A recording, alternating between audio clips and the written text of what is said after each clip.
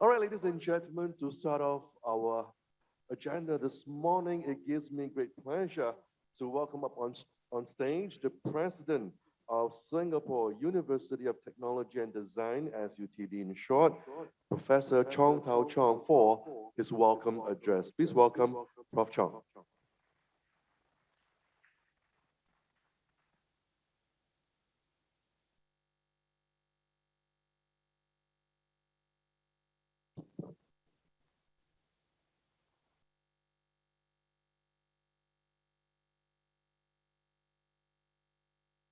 Minister for Sustainability and the Environment, Ms. Graceful, distinguished speakers. In fact, I see many familiar faces. Colleagues and friends, ladies and gentlemen, good morning. Welcome to the SUTD campus and the IES Charles Rock Distinguished Public Lectures. The theme, Sustainability, Impact on Our Future Life, is a very timely one. Sustainability is not a task for distant future, nor is it something that we can expect to receive passively. It will not be handed to us at no cost. For Singapore to take the lead on sustainability, we must all be actively engaged, pour our resources, time, passion to chart the way forward through collective participation. Now, especially as engineers, we are the makers of the technology world. And the responsibility for us to contribute to a sustainable future is particularly heavy. But with this responsibility also comes great opportunities. The opportunities to create new sustainable products and processes that will transform our economy, grow our society, and perceive our environment, and usher in an age of sustainable abundance. Perhaps I can share an exciting example from our recent work at SUTD. Urban waste is one of the most voluminous byproducts of our cities. An interdisciplinary team from our engineering and architecture faculty, Professor Xavier and Stellano, has developed the recycling of such urban waste using a bio-inspired manufacturing process to produce a robust biomaterial that can be a sustainable alternative to plastics. This material is made by combining cellulose and chitin. Not only does it have the potential to be a fully recyclable component in a circular economy, but it also helps us create new products from materials readily abundant in all cities without the need to harvest raw materials and transport from the hinterland. Interdisciplinary collaboration at SUTD are already demonstrating the impressive possibilities of these new materials, including the largest biological structure ever 3D printed. But engineers alone cannot solve sustainability. We need to reach out across disciplines to make the change. One key area is to understand sustainable behavior, because sustainability is not sustainable without behavior change. We need to build a world where even when the cameras are turned off, people happily follow through on sustainability effort in a daily basis. So to achieve this behavioral attitude, we must reach out to our colleagues in social sciences and also artificial intelligence to understand how sustainable behavior change has occurred and how it may be nurtured. So I believe going forward, the products and systems we create will need to incorporate this behavioral intelligence, making the sustainable choice the most convenient and fulfilling option for our end users. Now at SUTD, we are striving to lead the way in behavioral intelligence for sustainability. Now, many of us would know the Singapore's traditional, we call the Karang-Guni trade in recyclable domestic waste. Our HAS faculty professor, Fen Lei, and his team created a mobile app to connect between households and Karang-Gunis using mobile phone networks and dynamic online maps. Now, this app reveals that sustainability is not something new to our culture, but rather something that we have traditionally embraced. So, technology can support and regrow sustainable behaviors as part of our 21st century lifestyle, making a chore like recycling convenient, rewarding, and just a normal part of our daily life. So it is not only across disciplines that we should seek allies for sustainability, but perhaps more importantly, among ourselves engineers. With the Singapore Green Plan 2030 helping to align our interests and energies, I know we can work together as never before. As we hear from each of the speakers and panelists today, I hope the discussion will help us better understand the gap and challenges we face and how we can, or we may all support each other as we embark on this never before taken journey towards a sustainable nation. Thank you very much. Thank you very much, Prof. Chong. Thank you. Next, we'd like to welcome the President of the Institution of Engineers, Singapore, Dr. Richard Kwok, for the opening address. Dr. Kwok, please.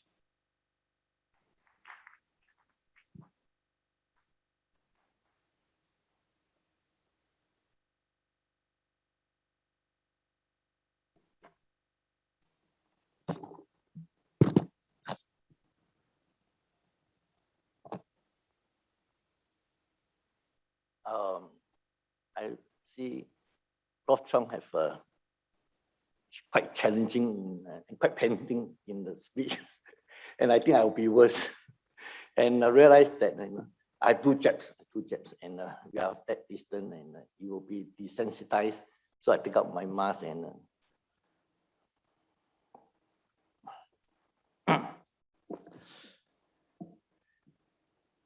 Guest of honor, Ms. Grace Fu, Minister for Sustainability and Environment, Prof.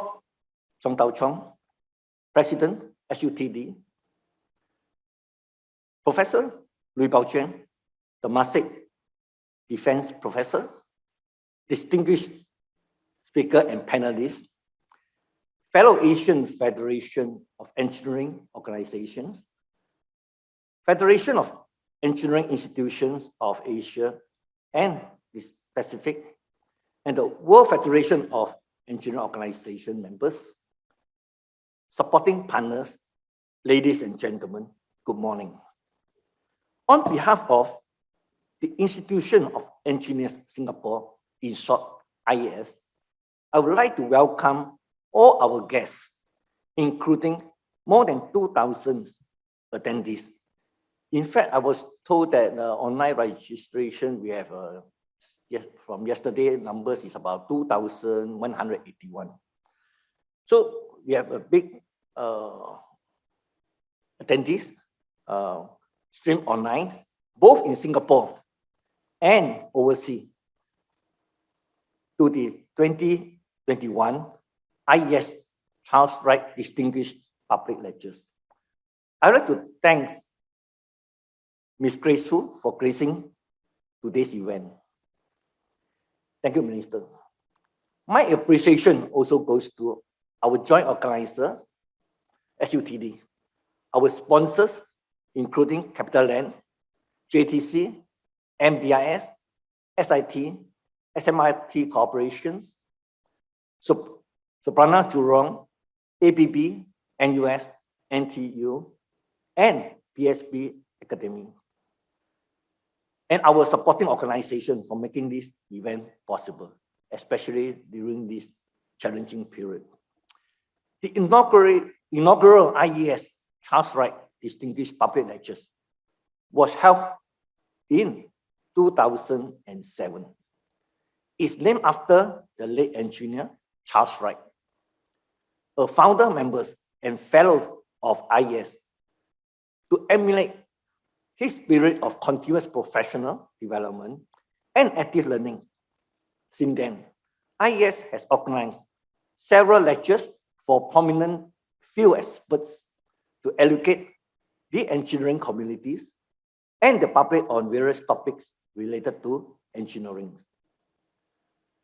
Sustainability has become a familiar term to all of us. The government launched the Green Plan 2030 in February as a whole of nation movement to advance our nation agenda on sustainable development. The success of this plan will depend on our ability to work collectively as a nation to tackle climate change, increase food productions, enhance energy efficiencies, develop greener transportations, and more. To drive greater understanding and action among the engineering communities and the public in this area, IES has chosen sustainability, impact on our future lives, as the theme of today's lectures. The IES Organizing Committee has invited eminent experts in the sustainability field to provide insight and provoke talks on challenges and opportunities for engineers, policymakers, and public in developing sustainable future. They will cover pertinent sustainable topics including growing a smart nations in nature, driving sustainability in built environment, green energy, fourth industrial revolutions, and climate change. This event is also held in commemoration of the World Engineering Days as part of the efforts by IES to promote engineering for a healthy planet. IES has always been committed to support Singapore to achieve its sustainability development goals. For example, the IES building was built to incorporate latest sustainable technologies and have achieved BCA Platinum rating certification for non-residential buildings, Green Mark version 4.0. Most recently, we have also added a climate change technical committee to our sustainability cluster. Today's event is also special because we will be presenting a Lifetime Engineering Achievement Award to the 2021 winner. This award is the topmost honor award to an engineering leader in recognizing his lifetime accomplishment that have made profound impact on engineering discipline, industry, and community, and for bringing international honor in Singapore. I would like to extend our heartiest congratulations to Mr. Chong for winning this award. Thank you for your outstanding contributions, and may your work inspire our current and future engineers to use engineering to serve our people and our nation. In closing, I want to thank all of you for attending today's event. Everyone can play a part in making our sustainable goal a reality. Let us work together to build a greener and a more livable home. Thank you. It now gives me great pleasure to welcome on stage the Executive Board Member, World Federation of Engineering Organizations and Emeritus President IES. Please welcome engineer Tan Seng Chuan.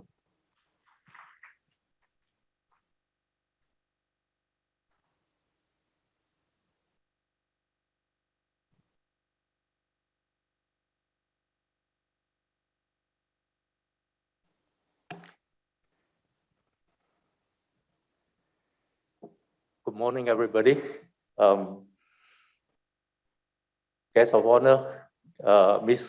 Grace Fu, Minister for Sustainability and Environment, Dr. Richard Kwok, President of the Institutions of Engineers Singapore, Professor Chong, President of SUTD, distinguished speakers, guests, and also our fellow AFIO, SHIAP, UFIO member. IES has been a member of all these three organizations. AFIO is ASEAN Federations of Engineering Organization. SHIAP is Federations of Engineering Institutions of Asia and Pacific. UFIO is World Federations of Engineering Organizations, where IES has been participating all outside of Singapore engineering activity. So most of our members may not know, but we also welcome you to join IES to participate in this international engineering arena. So ladies and gentlemen, very good morning to all. On behalf of WFEO, we are happy to collaborate with IES to organize this event together, promote sustainability.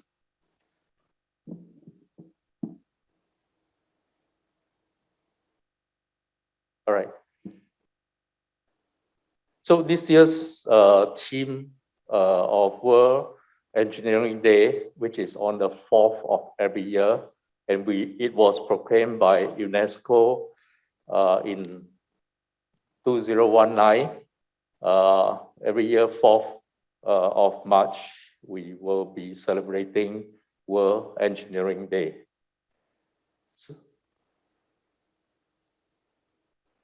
All right, so in March, WFEO, together with UNESCO, we held a big celebrations, and we have the Director General, Audrey Azoulay, has given a speech. So I'll play her speech so that to share that with you. The wheel, the plow, the mill, paper, the printing press, planes, none of these groundbreaking inventions would have been possible without engineering. Even today, as we respond to the pandemic, engineering is infinitely useful to sequence the virus, to produce millions of vaccines, and to manage supply chains. Engineers are essential. And in fact, when it comes to contemporary challenges, engineering creates solutions across the board. To acknowledge the power of engineering in our lives, we celebrate the World Engineering Day for Sustainable Development every year on the 4th of March. This year, the second edition of the World Day is particularly special, as UNESCO is launching its second engineering report 10 years after the first. Highlighting contemporary issues, it was developed with the support of the World Federation of Engineering Organizations and the Chinese Academy of Engineering, whom I thank. The report analyzes disruptive technologies and presents a comparative analysis, country by country. It confirms that without engineering, the international community would be unable to achieve the Sustainable Development Goals. It shows that engineers are in demand everywhere around the world. In high-income countries, for example, the number of computer technology and engineering jobs is predicted to grow by 12.5% per year until 2024, according to data from the US US Bureau of Labor Statistics. However, this report also highlights challenges that need to be addressed. Two of these stand out. Firstly, Africa needs engineers for its development, but has an insufficient number of them. As the report explains, Africa is home to the fewest numbers of engineers per capita in the world. In some countries, there is only one qualified engineer for every 170,000 people, compared to one qualified engineer for every 1,000 people in richer countries. The second inequality is the chronic and alarming underrepresentation of women in engineering. According to UNESCO data, women account for less than 30% of all engineers, with wide variations between countries. There is a gender barrier which prevents women and girls from taking up their chosen career. It holds all of us back by depriving us of the ingenuity of half of humanity. Did you know, for example, that we owe some of the most brilliant inventions to women? The first software algorithm to Ada Lovelace, wireless transmission techniques to Eddie Lamar, solar heating to Maria Telkes, distress flares to Martha Coston, complex calculations for space travel to Mary Jackson, etc., etc. As we can see, these two inequalities of geography and gender are not only an injustice, they are a major source of inefficiency and obstacles to sustainable development. That's why our report sets out tangible courses of action for decision makers to improve scientific cooperation and train the engineers of tomorrow, and especially women. To this end, we must remember that scientific education cannot be improvised. It is a long and continuous process which involves social representations and which must begin early in primary or nursery schools. UNESCO, whose S stands for science, is therefore committed to promoting education in science, technology, engineering, and mathematics, especially in Africa, and especially for girls and women. Today, more than ever, science and engineering should be free of gender barriers and geographical borders.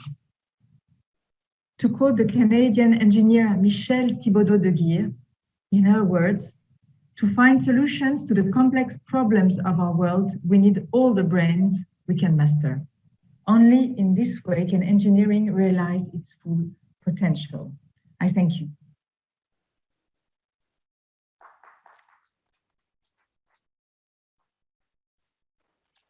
All right, so engineering actually started very long time ago. You see the developments of engineering. Only in the recent year, you see more quicker development because our resources are depleting, then who will become unsustainable.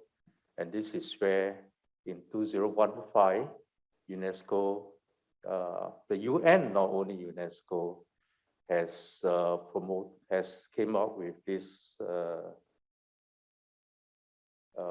SDG 17 Sustainable Development Goals.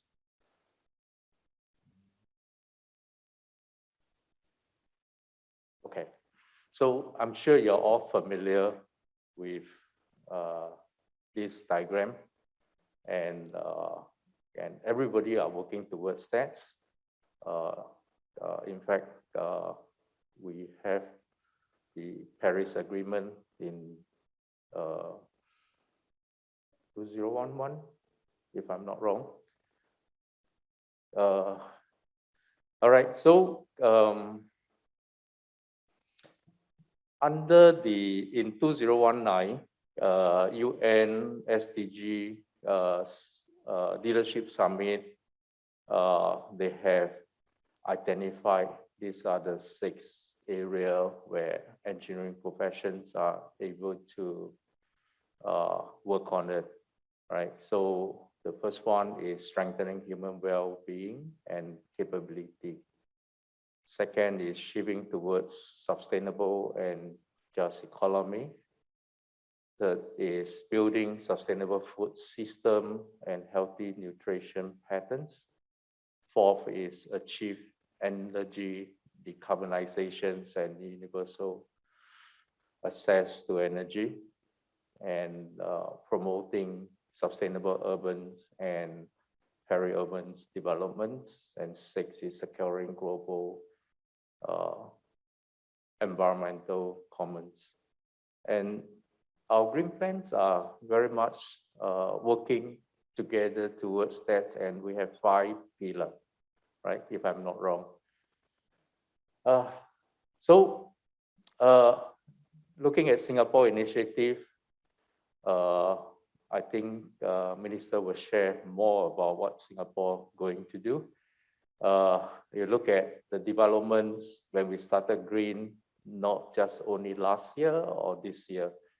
We started in 1969 when we have the Garden City program, and all the way that we have all the initiative until today, and even up to 2030.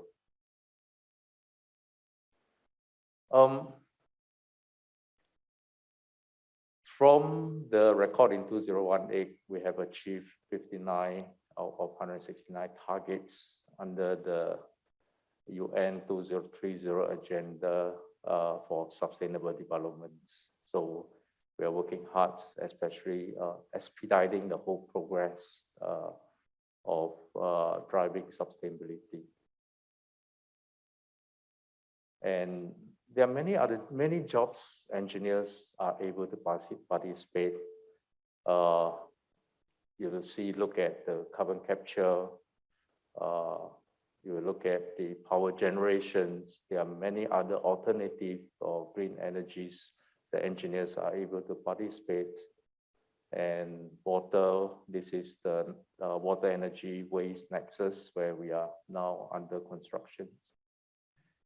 So just remember the quote by UN, development that meet the needs of present without compromising ability of future generations to meet their own needs. I think that is something where we need to remember by heart. Whatever we do, our engineering work, right? So try to reduce the resource we use and not to overuse it. All right, thank you very much for your participations, and thanks all my colleagues all over the world who are dialed in to participate in this IES annual Charles Round lecture. Thank you. In the meantime, ladies and gentlemen, it gives me great pleasure to welcome up on stage our guests of honor this morning, Minister of Sustainability and the Environment, Ms. Graceful.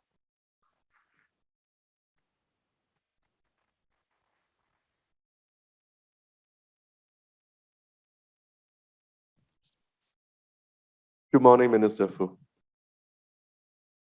Good morning. And when I listened to Engineer Tan, it just brought back some memories for me.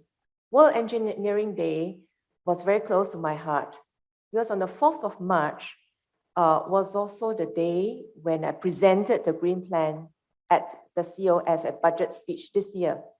It was on that same day. And also on that day, because it's so coincided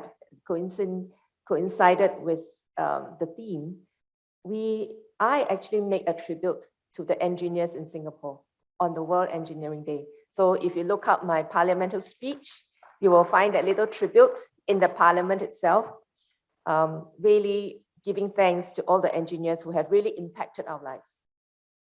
Dr. Richard Kwok, President IES, Prof. Chong, President SUTD, Engineer Tan Seng Chuan, Executive Board Member, World Federation of Engineering Organizations and Emeritus President IES, Dr. Bo Jo Wei, Chairman, Charles Rudd Distinguished Guest Lectures Organizing Committee. Ladies and gentlemen, thank you for inviting me to join you today. The theme of this year's World Engineering Day is Engineering for a Healthy Planet. This is a wonderful reminder of the pivotal role that engineers play in maintaining the health of our planet. Our planet has certainly not been in good health lately. 2020 was the second hottest year, and in the last 7 years, the world's warmest 7 years on record. In the US, there were 22 separate weather and climate disasters in 2020 alone, costing some $95 billion in damage. This exceeds the previous record. The world urgently needs solutions on carbon mitigation and climate adaptation. Singapore will do our part, ensuring that Singapore remains a clean and livable home in the face of global warming is no small feat. As a low-lying island in the tropics, climate change affects us in several ways, including too much water at times, too little at other times, and rising temperatures. First, too much water. Sea level rise is an existential challenge for Singapore. By 2100, Singapore could experience mean sea level rise of up to 1 meter and more frequent extreme rainfall. Last month on April 17, we recorded Singapore's highest daily rainfall since 1980. More than a month's rainfall in a single afternoon. PUB, now tasked as our National Coastal Protection Agency, has initiated site-specific studies to develop adaptation pathways and protection measures. Not only do we have to keep seawater from coming in, we have to quickly extract storm water to prevent inland floods. Since 2011, the government has invested $2 billion in drainage works and will invest another $1.4 billion over the next 5 years to enhance flood resilience. It is, however, not practical to expand our drains to accommodate every extreme rainfall event. We need other cost-effective measures, such as upstream detention tanks, better rainfall prediction capability to enhance our responses to potential flash floods. Too little water. Global warming could also result in changes in weather patterns that lead to periods of prolonged drought. Singapore experienced significant dry spells in 2014, when February set the record for being the driest month recorded in Singapore for almost 150 years. Another extended period of dry weather in 2019 saw our grasslands and parks turning brown. We have turned to engineering solutions to ensure water security, specifically the development of water reclamation in new water and desalination as our third and fourth national water taps. Our latest desalination plant in Marina East, the Keppel Marina East Desalination Plant, is engineered to treat either seawater drawn from outside the marina reservoir or fresh water drawn from inside of the reservoir, depending on weather conditions. This makes the plant more resource efficient. Extreme weather, drought, forest fires also affect global food production and create volatility in our food supply. In the east coast of Australia, a major food exporter of the world, the drought in 2019 affected close to half of the agricultural land there. Farms producing meat and dairy products saw significantly lower production. As a country that imports more than 90% of our food, this poses a critical risk to Singapore. We are taking steps to strengthen our food resilience by producing locally in a resource-efficient and sustainable way. Our goal is to produce 30% of nutritional needs locally by 2030, also known as our 30 by 30 goal. With only about 1% of our land set aside for agriculture, we will need to grow more with less by harnessing climate resilient technologies to produce food with as little water and energy as possible. rising temperature. Global warming and rising ambient temperature will affect Singapore's urban living environments. How do we protect workers who are working outdoors? Many of you working alongside you. How can we protect soldiers who are undergoing military training, or police officers in law enforcement, or delivery workers that's sending tapao food to us? What can we do to mitigate urban heat? Can we design buildings better to create natural wind corridors, invent building materials that reflect solar radiation, explore innovative ways to incorporate nature-based solutions in our built environment, or invent more energy efficient air conditioning systems and vehicles? The impact of climate change, global warming, extreme weather, too much and too little rain require us to strengthen our climate resilience. We are investing heavily over the long term on coastal and flood protection, which could cost up to $100 billion over the next 50 to 100 years. The government has already injected an initial sum of $5 billion. We're taking climate change seriously. More importantly, we will strive to be a part of the global solution to climate change. What I've just mentioned in the earlier part was about adaptation. In other words, if the world's temperature rises by 1.5, 2, 3 degrees, what can we do as a country to adapt, to do flood protection, to look at food security, to look at urban heat? But really, the solution lies in now. What can we do to reduce global warming to start with? And that brings me to the next part of my speech, our climate change mitigation strategy. As a small city-state, Singapore has limited land to support the diverse needs of our nation. I think we all know that sitting in Singapore. We have to constantly balance competing demands for land use between defense, industry, transportation, housing, recreational, greenery. Singapore is also not endowed with the same options for alternative energy as other larger countries. We do not have large tracts of land for solar farms or nuclear power plants. Neither do we have great rivers for hydroelectric power, nor strong winds required for wind power. The trade-offs we face to decarbonize are much starker than most other countries.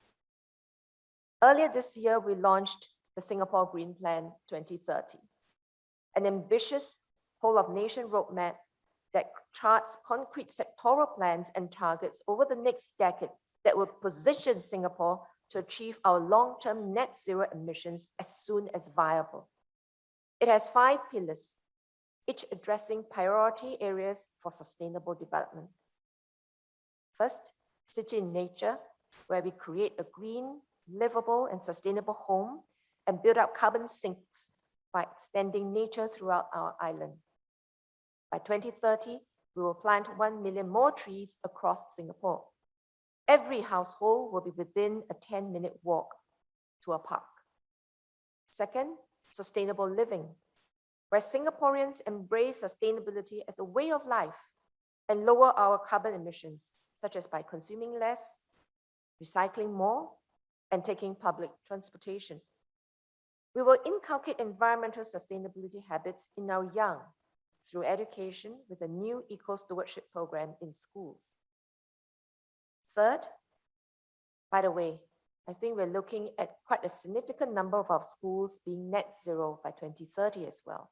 And there lie in tremendous opportunity for our engineers around here. Third, energy reset, where we green our energy supply, infrastructure and buildings, towns and districts, as well as vehicles. We will transit towards a greener energy mix. By 2030, solar energy deployed will be at least 2 gigawatt peak, 5 times that of 2020. Fourth, green economy. We will seek new investments that are among the best in class in terms of carbon and energy efficiency. Sustainability will be our new engine of growth, of jobs, and for example, in carbon trading, services, and green finance. We will also help our enterprises embrace sustainability and develop new capabilities in this area, and the public service will be taking the lead. We will, through platforms such as green procurement, to stimulate, to galvanize resources and ideas in the private sector. Fifth, resilient future, where we protect Singapore against adverse effects of climate change and build up our national resilience for the future. This includes working on long-term coastal adaptation plans to protect Singapore against sea level rise, keeping Singapore cool, and strengthening Singapore's food security in a resource-efficient way. The Green Plan is a living plan, and we will update our strategies and targets when new technological and engineering solutions avail themselves, and as we harness the collective resources and ideas across industry, community, and the government. Our constraints have in fact spurred us to pursue inventive solutions. For the engineers in this audience, let me share some examples of how engineering offers impact and promise. My first example in the waste to energy domain is Tuas Nexus, the world's first integrated waste and water treatment facility. It is being developed by NEA and PUB to treat solid waste and use water for decades to come. And it will be energy self-sufficient. By harnessing synergies between the solid waste and used water treatment processes, we expect to avoid emissions of 200,000 tons of CO2 annually. Tuas Nexus will co-digest food waste with used water sludge, a byproduct of the used water treatment process. This co-digestion increases the biogas produced by some 40% compared to that of digesting used water sludge alone. My second example is in the built environment. The NUS School of Design and Environment's SDE4 building, completed in 2019, is the first building in Southeast Asia to be certified as zero energy. The 6-story tall building features a roof with more than 1,200 photovoltaic panels and a hybrid cooling system that requires 20% less energy. The school has also installed building management systems that can detect occupancy, room temperatures, indoor environmental quality, amongst others, and use these data to intelligently manage energy use. My third example is in carbon capture, usage, and storage. To extend the life of Samarkand, we have been studying the use of incineration bottom ash as a construction material. We call this material new sand. A-STAR is studying the feasibility of capturing and storing CO2 in new sand. If successful, not only do we close the waste loop, we also capture CO2 in the process. My fourth example is in the agri-food sector, where engineering innovations coupled with animal and plant science will make farming more efficient in terms of land, water, energy, and labor. The ACE Eco-Arc of Changi is one of the world's first closed containment floating fish farms. Its system can toggle between flow-through and recirculating water processes to ensure optimal water condition for its fish. It filters and treats water before discharging it back to the sea, and therefore it is good for planetary health. It taps on gravity and head pressure to push seawater through the filtration system towards final discharge. This exemplifies the potential of fish farming that is productive and protective of the marine environment. We're supporting these efforts through our $144 million Singapore Food Story R&D program, which supports research in sustainable urban food production technologies, and a new $60 million Agri-Food Cluster Transformation Fund to spur transformation in the agri-food sector. Besides these examples, we are pursuing many more projects. Our target to install 60,000 electric vehicle charging points by 2030. Our aim to develop Jurong Island to be a sustainable energy and chemicals park.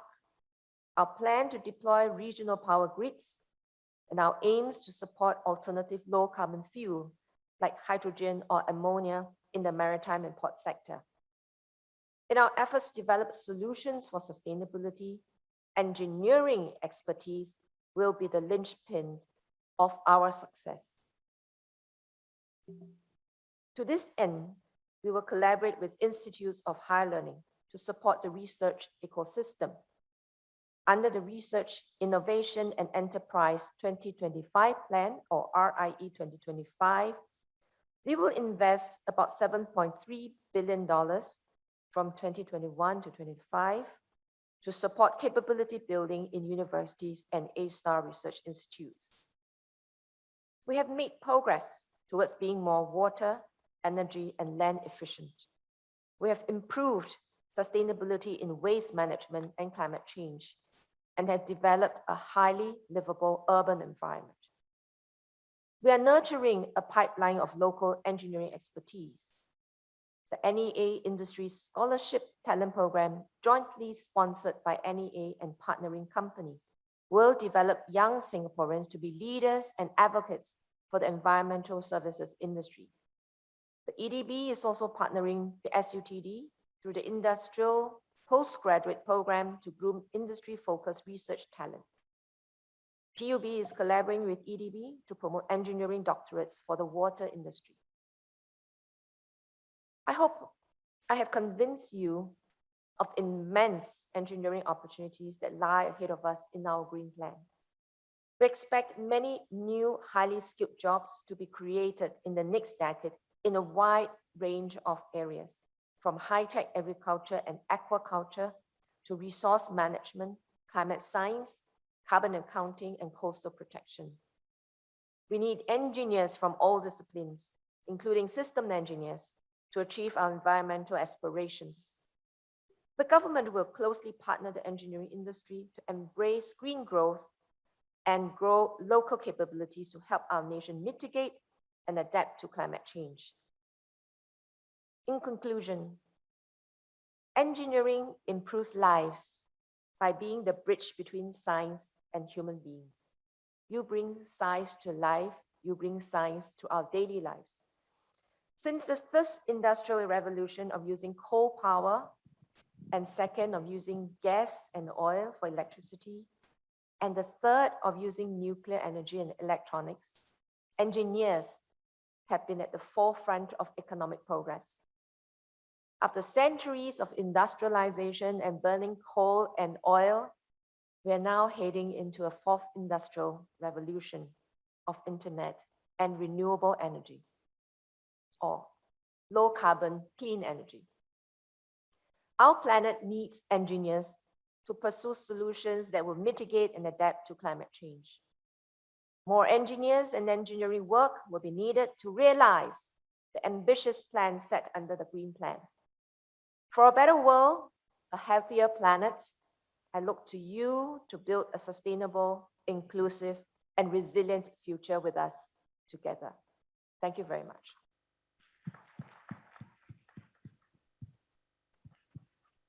We'd like to invite Mr. YC Wong on stage right now, and he will be accompanied by Mr. Delson Chung, Vice President of IES. Delson will also be reading the award citation.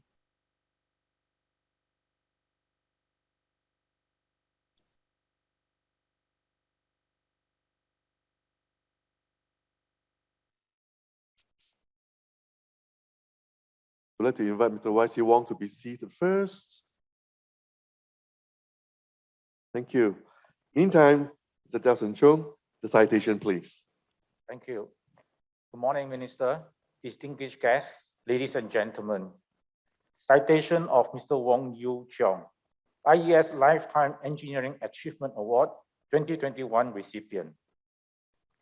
In Mr. Wong Yu Chong's illustrious engineering career spanning over 40 years, he has made numerous notable contributions to the advancement of Singapore's built environment and the engineering profession, including notable international projects in Liverpool, London in the United Kingdom, and Kuala Lumpur, Perak in Malaysia. He has played a key role in the planning, design, construction, and coordination of many high-rise, commercial, manufacturing, and residential mega projects that contributed to Singapore's growth. Projects supported by his project management and consulting engineering expertise include the DBS building, Plaza Singapura, Thomson Plaza, Raffles City and UE Square complexes, MAS building, NOL building, Jurong Port, the first large residential condominium, Pantang Valley at Ulu-Pandan Road, and many others. He was appointed a member of the Singapore State and City Planning Committee in the late 70s and early 80s. Mr. Wong also served as a panel member of the assessors of the then Land Acquisition Appeal Board of the Singapore Land Acquisition Board. As a reward for his commendable public service, Mr. Wong was awarded a PBM, Public Service Medal, in 2004. Besides raising the bar of excellence in civil and structural engineering, Mr. Wong is a benevolent man with a passion to nurture the next generation of engineers, especially in project management. His Singapore $1 million donation has enabled IES to set up the IES YC Wong Project Management Scholarship Fund to support postgraduate studies and research in project management. Mr. Wong has made valuable contributions to IES as one of the two vice presidents, a council member, and chairman of the Civil and Structural Engineering Technical Committee. He was also the project manager for the successful completion of the original IES building. In recognition of his exemplary and prolific contributions of engineering expertise that has made long-lasting impact on Singapore's built environment, the engineering community, and the society, the IES Council bestows Mr. Wong Yew Cheong with the Lifetime Engineering Achievement Award 2021. Thank you. Thank you. Thank you, Dawson. And now, ladies and gentlemen, I'd like to invite Minister Fu to be accompanied by Dr. Richard Kwok, as well as Professor Yo Lin Wing, immediate past president of IES, on stage to present the award to Mr. YC Wong.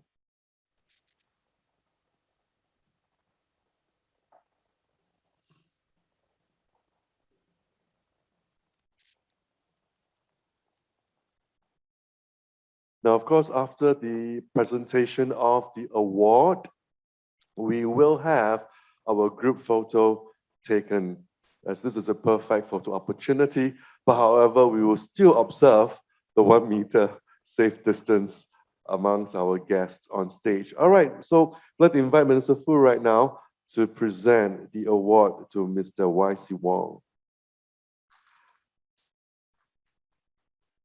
Ladies and gentlemen, the recipient of the 8th IES Lifetime Engineering Achievement Award, Mr. YC Wong.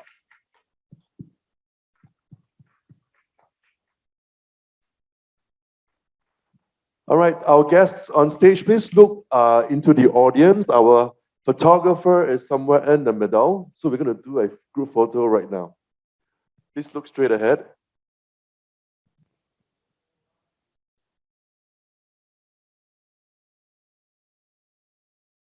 Thank you very much. Thank you, Minister. And to the rest of our guests on stage as well. However, we would like to invite Mr. YC Wong to say a few words at the rostrum. All right? Thank you.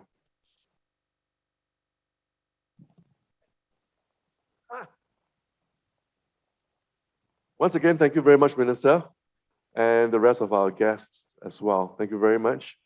Mr. Wong, we'd like to congratulate you once again, and we'd like to hear from you. Well, thank you. Thank you very much indeed. and thanks all the good works, which I don't think I deserve. Right? But however, I didn't have a prepared speech.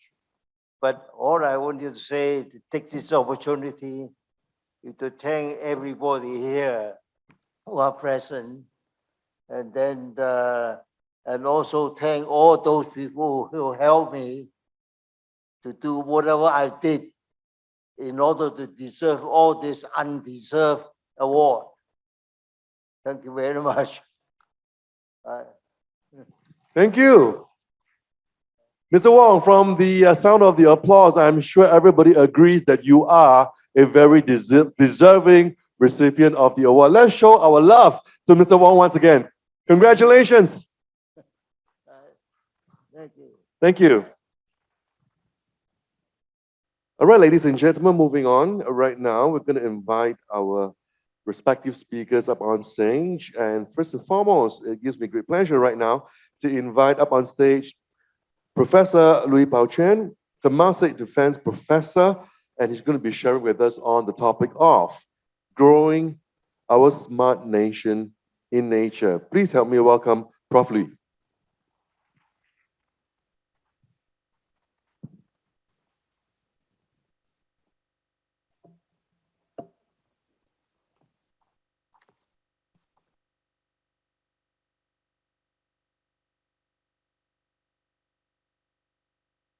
Minister, graceful.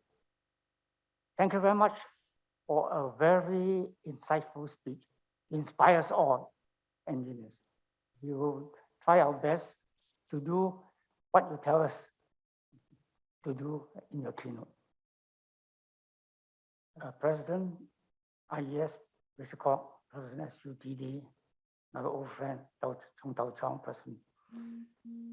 I will speak to you as a system engineer. So system engineers do not read from text. They just talk from the heart. So I have a prepared text here, which I'm not going to read. And the only reason why I took time to write out the text is to make sure that I won't exceed my airtime of 30 minutes. So let's move on.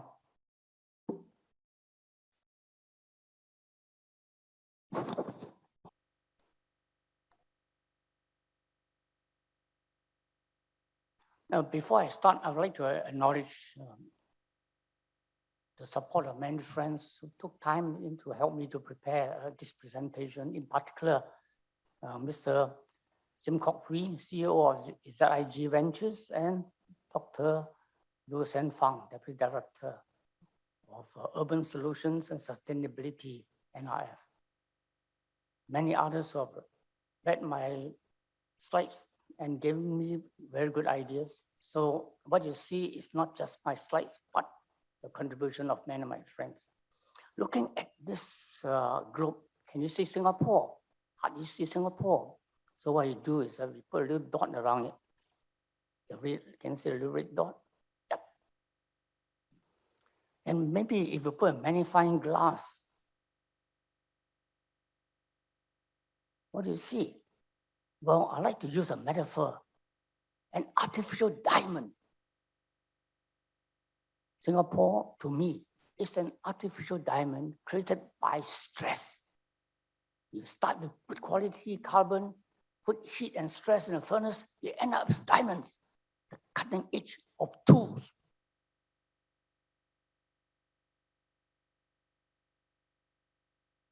So in this presentation, I try to provide the system engineers' viewpoint of how to develop a secure and happy smart nation in nature.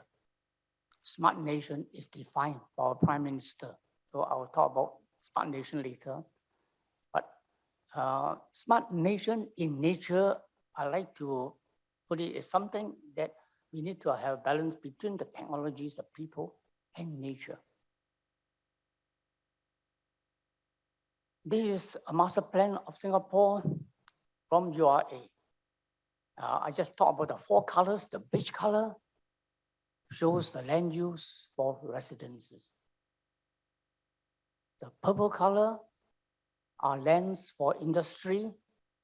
The green is open space for nature, agriculture, and for people to use. And of course, we still have some reserve left. The reserve is color yellow. When friends ask me, how big is Singapore? My answer is Singapore has a territory of 1,400 square kilometers. So we have a territory of 1,400 square kilometers, not 700. It's because we have got half land and half sea. And the size actually is determined between our neighbors and ourselves. So territory is fixed, whereas land is increasing all the time when we reclaim a land. So it depends when you measure the land. Whether it's high tide or low tide makes a difference. The air buffers up to 100 kilometers is our airspace. But beyond that is outer space. Everybody owns outer space.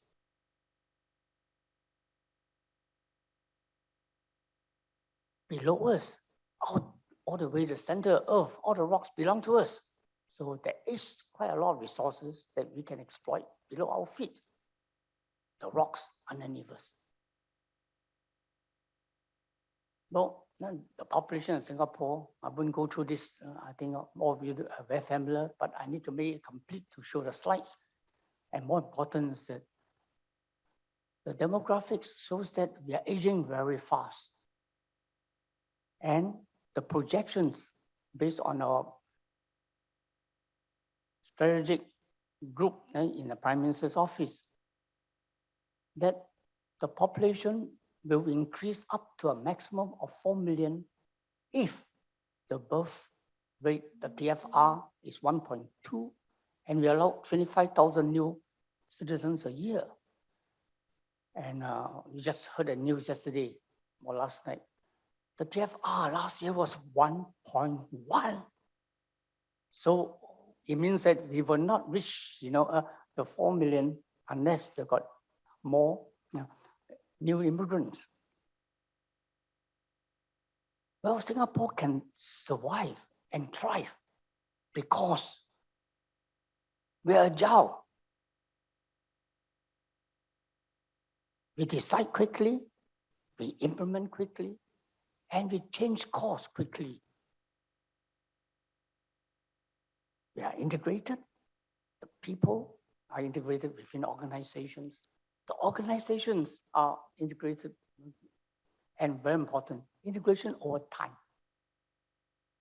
And we are open to talent, open to investment, open to new ideas, and open to throw away ideas that are no more relevant.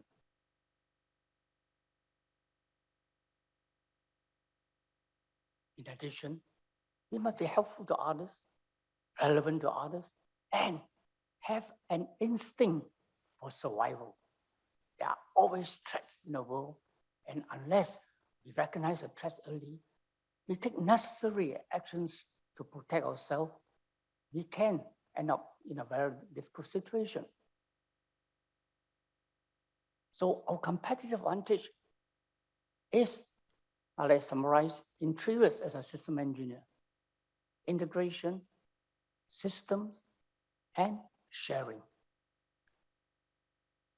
Of course, engineers must have formulas, so I put in a formula. It's IS square. This is a timeless model of Singapore as a dynamic system. I've been using it for the last 30 years, but of course, every year I doll up more cosmetics. So all the symbols shown here are systems, and therefore Singapore is a complex system of systems. The heart of Singapore is confidence, and it exists in our heads. If there's no confidence in Singapore, Singaporeans will not stay, they'll run away somewhere. And don't expect others to come to Singapore. So confidence is the heart. But in order for confidence, there must be stability. So you find, the symbol on the right, stability. We've got a number of inputs to stability.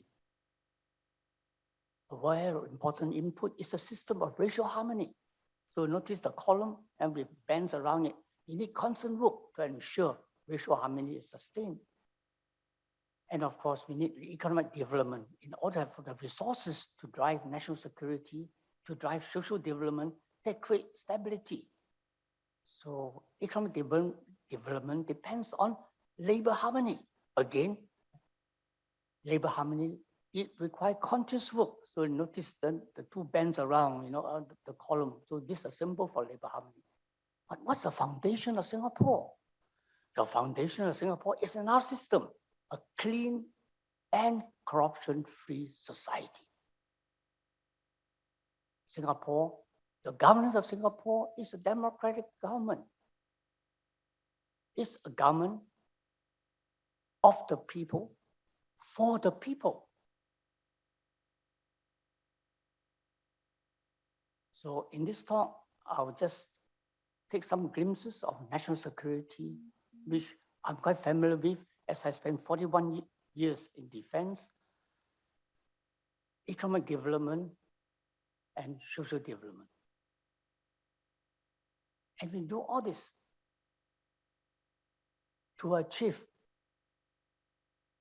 the pledge that we made in our national pledge to build a democratic society based on justice and equality, so as to achieve happiness, prosperity, and progress for our nation.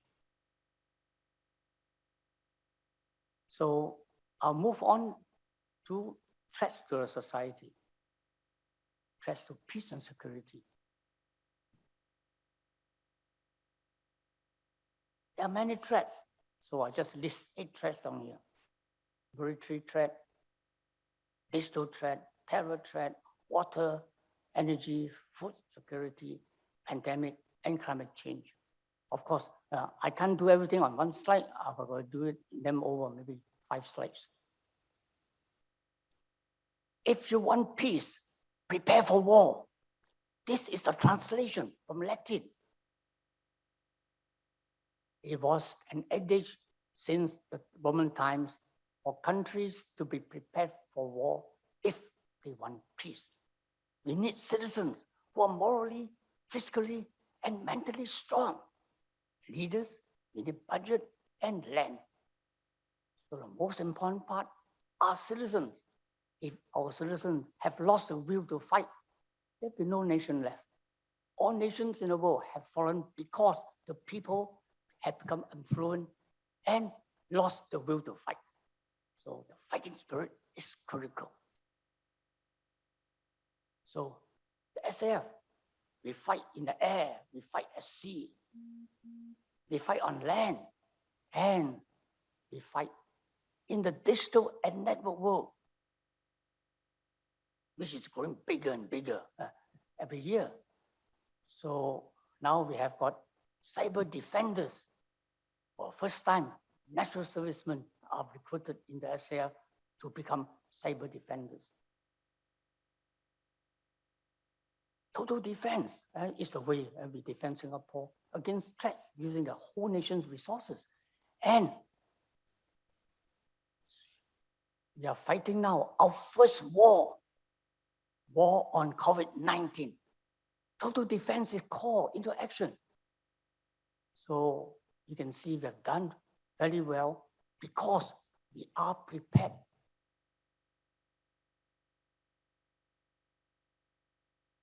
So threats to living in the digital and network world, there are many.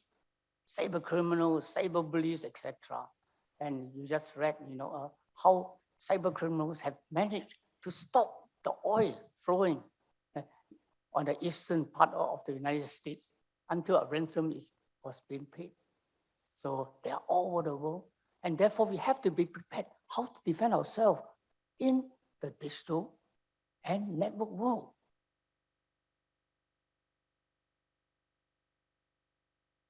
But there is another danger that we don't see. Our smartphones. Why is that so dangerous? Because it's so wonderful. we can interact with the whole world, interact everything through the handphone. So what's going to happen? So our kids will be born with handphone in their hands and looking right in the handphone from birth. What does that mean? Then they get disconnected from the physical world. And how can we have soldiers who can fight in the physical world when they spend all the time in the cyber world? So we must find a balancing. So I can see that the government is working very hard to create more spaces for nature. So nature is a countervailing force in the physical world against the marvels of the virtual world.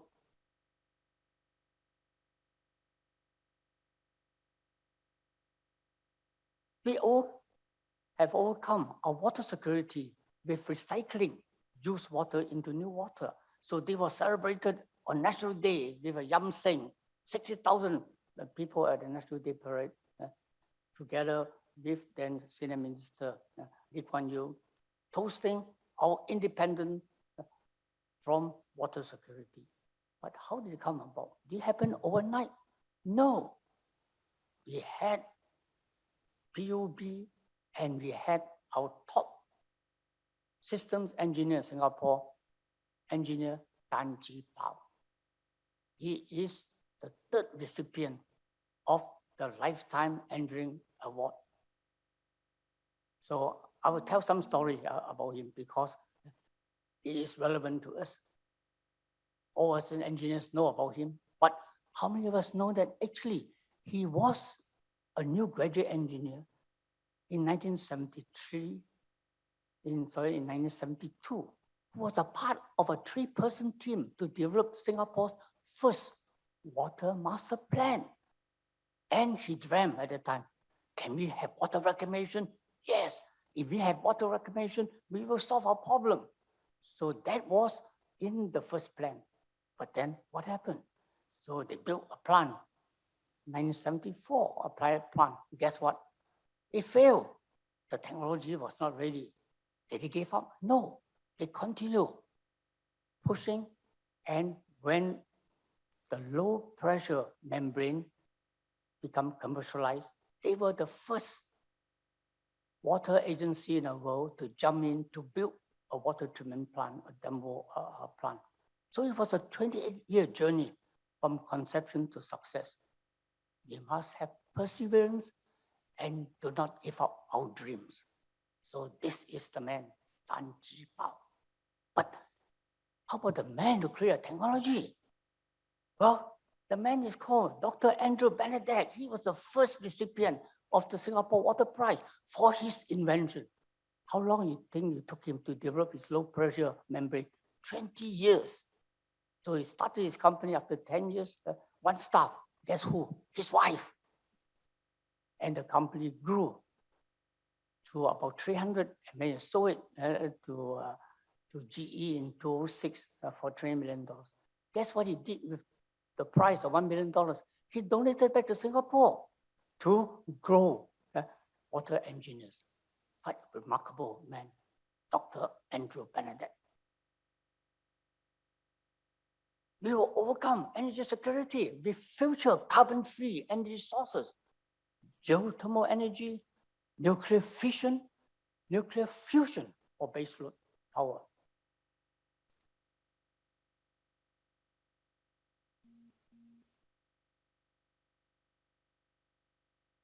So carbon emission targets and energy security can be overcome by 2050. Well, a company called Ever is a Canadian startup with drilling and piping technology for deep geothermal energy at 5 kilometers below ground. So what's the technology? It's the technology of drilling and technology of piping. So we can build a heat exchangers 5 kilometers underground. You can do it anywhere. You can do it under the sea, under the rocks, and you can extract the energy. So the words are not to be read, it's just simply for future records. So, and then on the 16th, can't quite read here, February, ever has completed a $40 million round of investment. 2 oil companies, BP and Chevron, invested in him. And guess what? 2 Singapore companies invested too, Temasek and Vickers. So I think there is hope in geothermal in Singapore. Not tomorrow, 20 years, 10 years. We have patience. How about nuclear fission? So Prime Minister in 2008 stated the need to keep the nuclear option open. So he concluded, say, safety rules may evolve. There might be other possibilities, such as putting a nuclear plant underground. But we cannot put it off our mental map. He said, we have to look ahead and be aware of the possibilities. So we took Prime Minister's instructions very seriously and have been studying nuclear safety and the potential of nuclear energy for Singapore. How about fission to fusion? Fusion plants have always been somewhere, 40 years in the future, but not quite. You've got now startups like CFS, is a Commonwealth fusion system, building demonstrator reactors that within 10 years will be able to show positive energy output. And that's the name of that, it's called Spark. And Spark will pave the way for the first commercially viable fusion power. So it's also hope. So if you look at 2050, we can see either geothermal, fusion plant, a combination of them in Singapore. That's my projection as a system engineer. We need food. I'm sorry, I think, okay. Tea time is not yet. We still need to wait for my next speaker, Manohar, my old friend, to tell a story before we get to eat.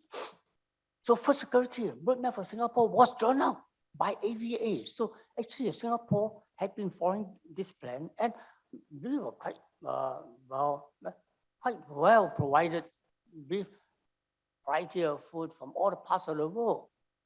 And then what happened? Pandemic, COVID-19. Suddenly there's a run on the supermarket, shelves get bare. And we say local production, we need to focus more.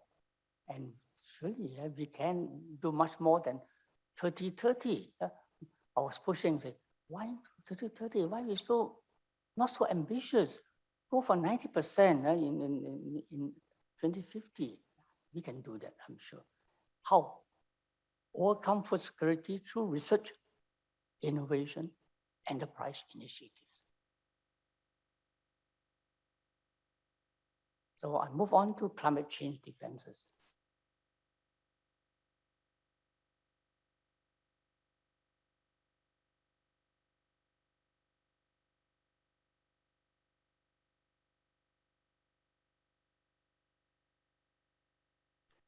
Well, defenses for Singapore to deal with global change, global threat of climate change. PM say we should treat climate change defenses like we treat the SAF with utmost seriousness. Work steadily at it, maintain a stable budget year after year. Keep your eye on the target and do it over many years and several generations. Again, this is a very clear instruction from Prime Minister. And you say that they expect the budget to be more than 100 billion years over 50 to 100 years. So one example is show, actually, you must look for multi-role. It's not just simply coastal defense, but let's create land. And then in the process of creating land, we can also create coastal defenses. So in the case of Eastern Anchorages, he got his artist to come up with an artist impression of 2 solutions. One is with artificial islands and the other with polders. So I just showed the one with polders to show, that was presented at the National Day rally. Green Plan, I don't need to talk about the Green Plan. We find that like 5 ministers under Minister Grace Fu leading a charge by in 10 years, you find that all these things they talk about will be realized. But we need engineers. We need engineers to do what? Plan, design, build, operate, and maintain, which means I need a whole range of engineers, not just the R&D engineers, not just the maintenance engineers, but the whole range of engineers. But we also need system engineers. So it's a relatively smaller group, climate change system engineers, who understand politics, economics, social, environment, besides the technology and systems. So how about the tools, computer simulations, like engineers are very familiar with the BIM, building information modeling. They can go digital twins of Singapore, so Singapore digital twins, and we need to communicate with the public through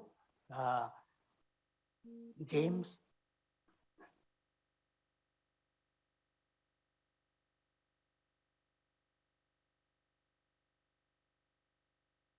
So our economy has grown from labor intensive to innovation intensive. Can you look at there, licking his lip? I put another cat. We cannot survive as a copycat. We have to create our own solutions.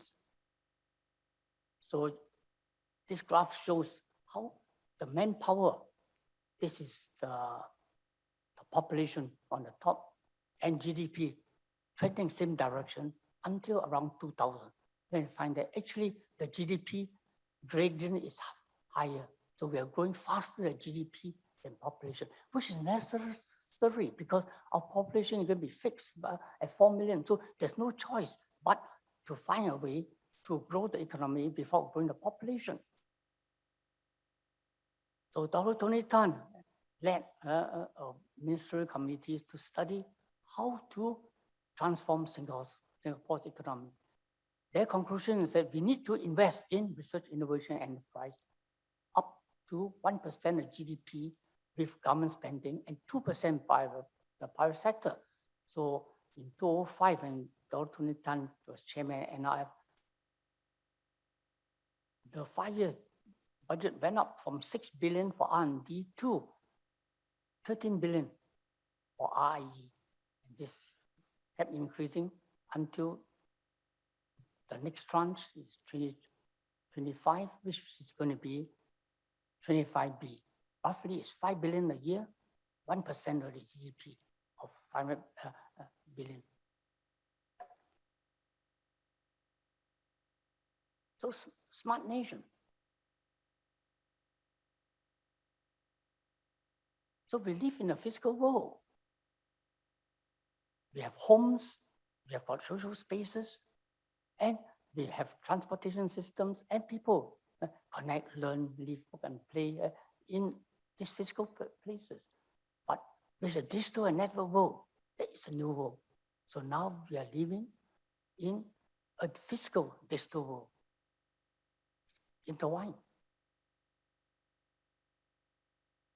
So PM launched Smart Nation, and his vision is to use technology extensively and so on, but to integrate all of the technology and possibilities into a coherent and comprehensive whole. That is the system approach. A comprehensive whole is the system or system of Singapore.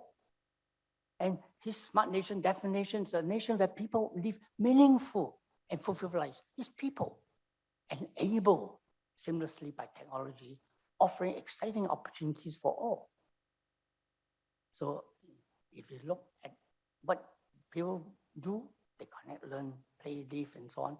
And most important thing is social interaction in the community. So therefore, we need to have the physical spaces that are built that optimize social interaction, like Tengah New Town, and at the same time, to be able to integrate with the digital and network world. And of course, babies grow, the children grow up, get married, and more babies, And guess what? They're holding a handphone, a smartphone in their hand. Great worry. Right?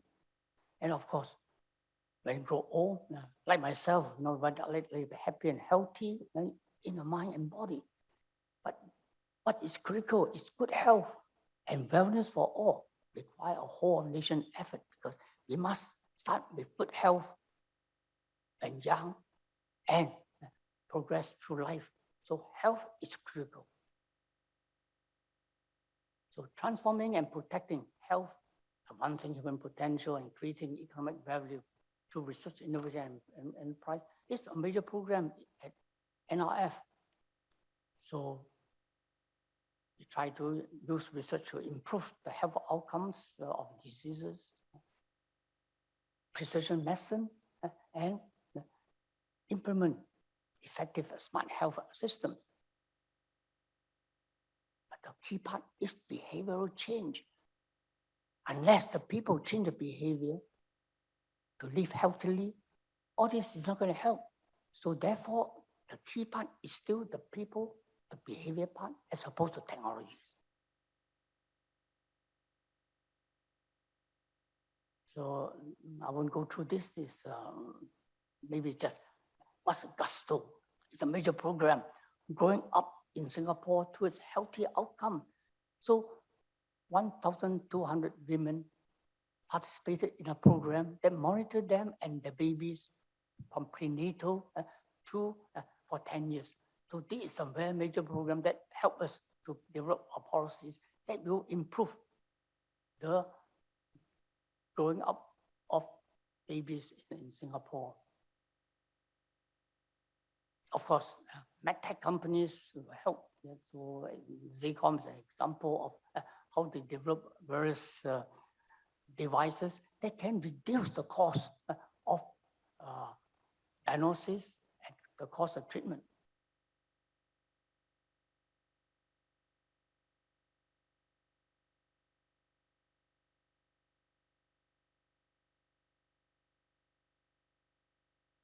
Researchers like Professor Kwok have found that living near greenery helps people live longer, healthier, and happier lives.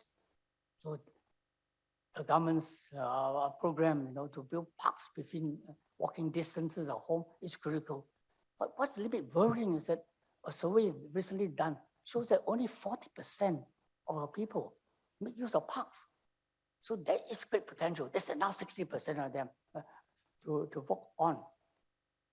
Of course, the schools come in and say, outdoor education is critical. So kids now in the primary 4 will have to go for camping with the classmates, and in Sec 3 at Outward Bound, Singapore, with school students from other schools.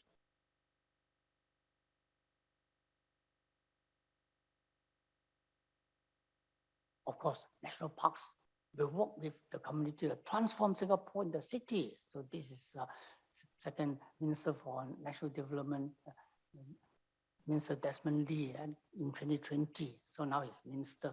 So the program is amazing. So you get cleaner air and water, cooler temperatures, benefits health, and so on. And I'd like to highlight Professor Khoo Ting Chai. And he is a most all-rounded urban system architect and engineer in Singapore. So he advises that actually you want to develop, your cities and nation in nature, you must have actually multidisciplinary approach. So to create nature-based solutions requires a systems approach that cuts across water engineers, urban planners, ecologists, landscape architects, sociologists to make it happen. So we have to integrate the technology world, the digital and network world with nature. So my last 2 slides, conclusion. I'm sorry, I'm all running by 2 minutes now. So the 3 main systems I talked about in some detail: peace and security, economic development, social development, supported by technology and system. We need the integration. So it's not one or the other, but they are closely interacted. So therefore, when you move some part, you move the other parts as well. So there lies the challenge and also the great joy of looking how systems evolve, how they plan, and how they actually get implemented. And of course, IS squared, integration, system, sharing. And integration over time. What we are today were the result of decisions taken over the last 100 years. And what we decide today will affect the future generation. And therefore, we must benefit by getting the best knowledge from the past and be mindful what we do will affect the future. So I'd like to pay tribute to Dr. Kwok, our first Minister for Finance and Minister for Defense. And the quote from him is that the only way to avoid failing is to not to do anything. That will be the ultimate failure. So we grow our human capital, intellectual capital, social capital, and natural capital in the making of our secure, smart nation in nature. So we learn from him. Dream, but it's not enough to dream. You have to decide. But very important, do and deliver. So we dream, decide, do, deliver. And then we first, of course, we care and we share.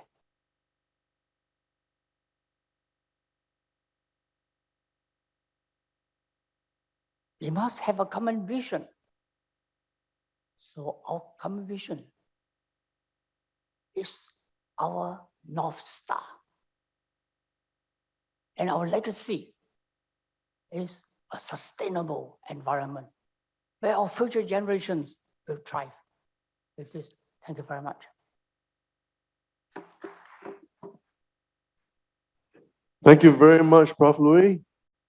Well, ladies and gentlemen, our next speaker is the Senior Executive Director, Capital Land Group, and he will be touching on the topic of driving sustainability in the built environment. Ladies and gentlemen, please help me welcome Mr. Manohar Khiatani.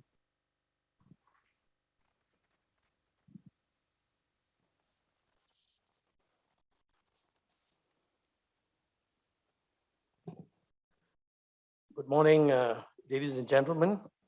Also, the 2,000 odd who are online. After listening to that inspiring speech by Minister and that extremely passionate from my young friend, Chuen, I have the unenviable task of bringing you all back down to earth. I'll speak as a theoretical practitioner. I'm an engineer by training. I did naval architecture in Germany. Unfortunately, when I finished my studies, Singapore had its first recession in 1985. So the shipyards were not hiring, and I ended up with the Economic Development Board. But there, the engineering stood me in good stead. I was at least able to talk half intelligently with companies like Rolls-Royce and convince some of them to come to Singapore.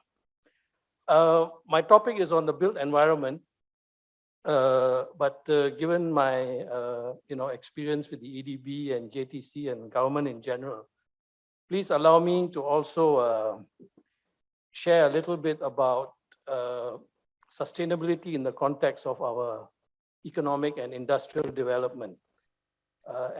Just to make a disclaimer, Chuen and I did not synchronize anything, but somehow some of the charts I'm showing, I dare not say that great minds think alike, but at least fools don't differ. So this is the chart that Chuen showed without figures. And I think for us as Singaporeans, it's important to understand our economic development journey. EDB is celebrating its 60th anniversary this year. So I'm slightly more older than EDB. And EDB is probably one of the first organizations that was set up in a self-ruling Singapore. So the chart speaks for itself, but I do want to make a point here that when I was a young man, which is not that long ago, joined EDB in 1986, our GDP per capita was about 8,000 US dollars a year. And by that time, I'm not the pioneer generation, I'm Merdeka generation. We were already, we were not a developing country anymore, but we were not developed either. So we were 8,000. When we hit 10,000, we celebrated. And today, Singapore's GDP is, more than 60,000 US dollars a year. So we have grown sixfold in one generation.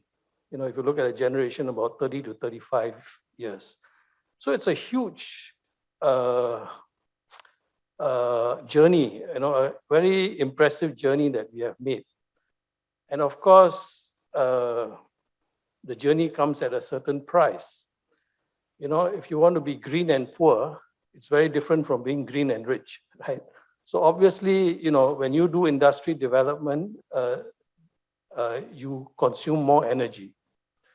But I do want to say at the start that when we were promoting Singapore to the rest of the world, some of our key unique points were that we already have a Ministry of Environment. We had a Ministry of Environment in Singapore before many other countries had it. We were planting trees. When I look back at Singapore's history as a young man, the thing that stands most uniquely in memory is, we talk about all the great things that happened, and then there's this chapter about tree planting day, where our first Prime Minister Lee Kuan Yew used to go and plant trees. It's actually very astonishing. In a country that's fighting for survival, we have got such visionary leaders who are looking at saving the environment, who understand the importance of planting trees.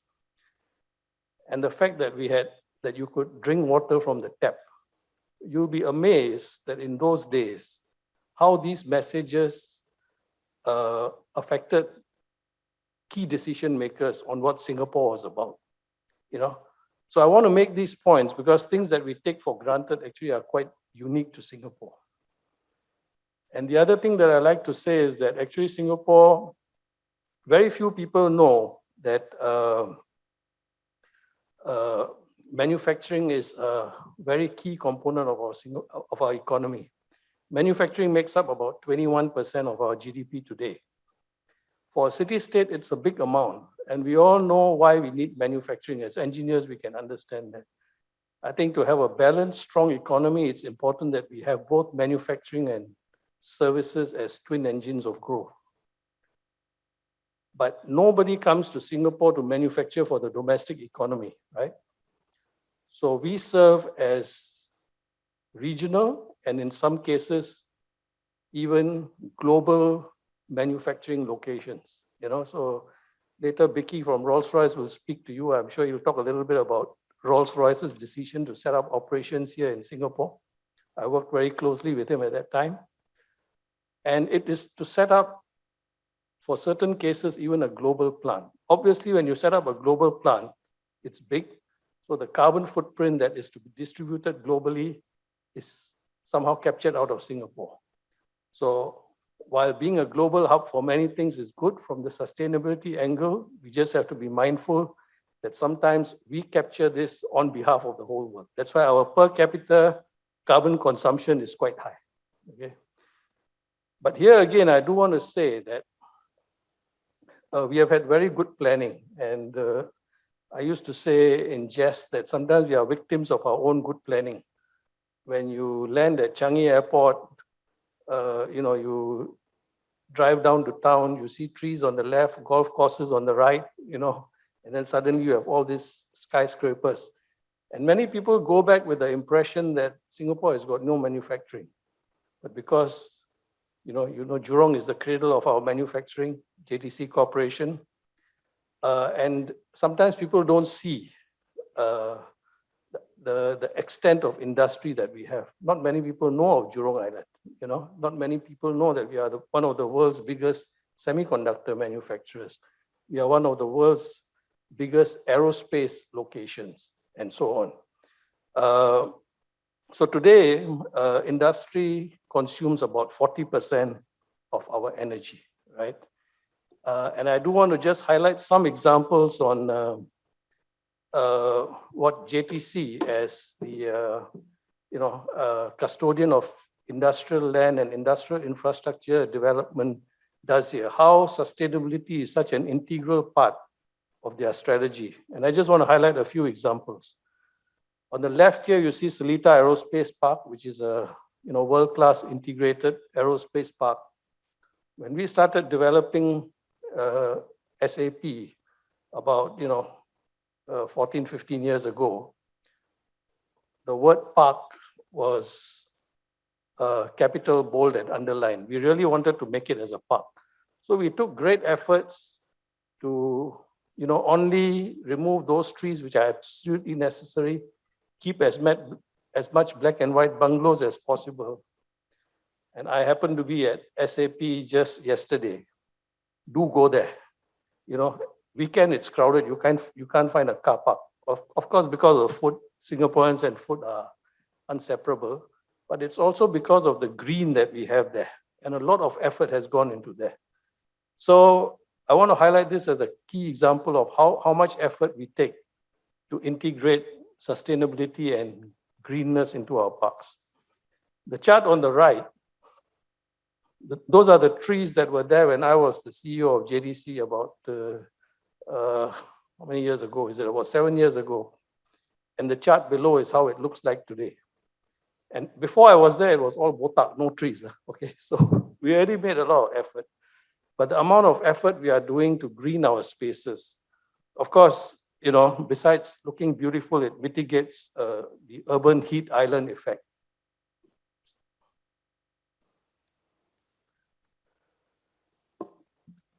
And of course, I have to give a lot of credit to one of the CEOs of JTC, who was Ng Lang, who came from NEA. So, he pushed the green agenda even more strongly.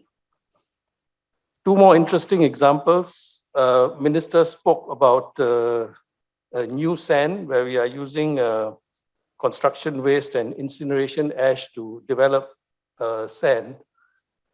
And the other interesting example that we are doing is for sustainable concrete, where we are again using municipal waste, marine clay, and waste glass powder to create a sustainable concrete. Because concrete manufacturing, later I'll show you, has a lot of carbon in it. So if we can reduce the amount of carbon, it helps the sustainability equation. On the right, another great example, reclamation is unavoidable. We have to do it. And no matter how much care we take, there's certain impact on the coral reefs. But what JTC together with NEA puts a lot of effort in is to transport these corals and to other locations where they can thrive. So again, it's a very proactive approach to ensuring our sustainability.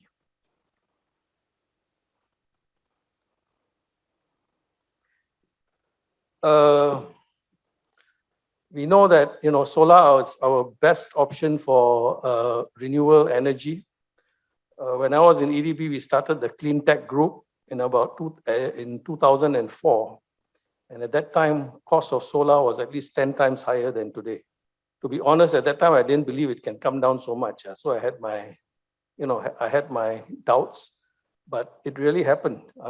And thanks to engineers and engineering, the cost of solar today is much more affordable. And for industrial spaces where there are big rooftops, we are installing solar panels. JTC has also got a program called Solar Land, where currently unutilized land, we are putting mobile solar farms there. And when the land gets developed, we can transport them to other locations. Minister mentioned this. In the last 5 years, we have grown our solar footprint 6 times. And in the next 10 years, we'll grow it by another 5 to 6 times. But bear in mind that even when we do that, by 2030, despite doing everything, solar will still be less than 5% of our total energy consumption. In fact, the figure is 3, but I'm pushing it a bit because hopefully we can have even more efficient photovoltaic cells. I personally, since the early days, saw great potential in BIPV, building integrated photovoltaics, and I'm aware that the Solar Energy Research Institute is looking at this. But when I ask my colleagues in Capital Land, they tell me the payback for BIPV in Singapore is more than 100 years. Okay, so hopefully, that changes. That just as the conventional solar cells proved us wrong, the BIPVs will become more useful in the future as well.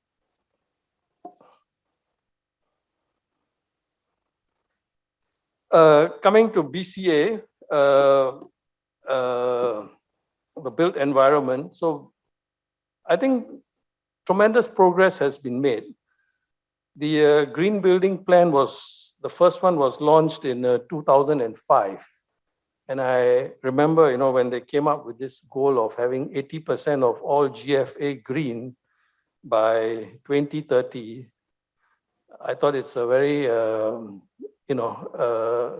ambitious target. But I thought I won't be around, so what the hell? Let's endorse it as EDB, right? I did the same for Jurong Island, but normally development happens faster. But today, about 43% of our buildings, including existing buildings, are already green. So we are not too far off, right?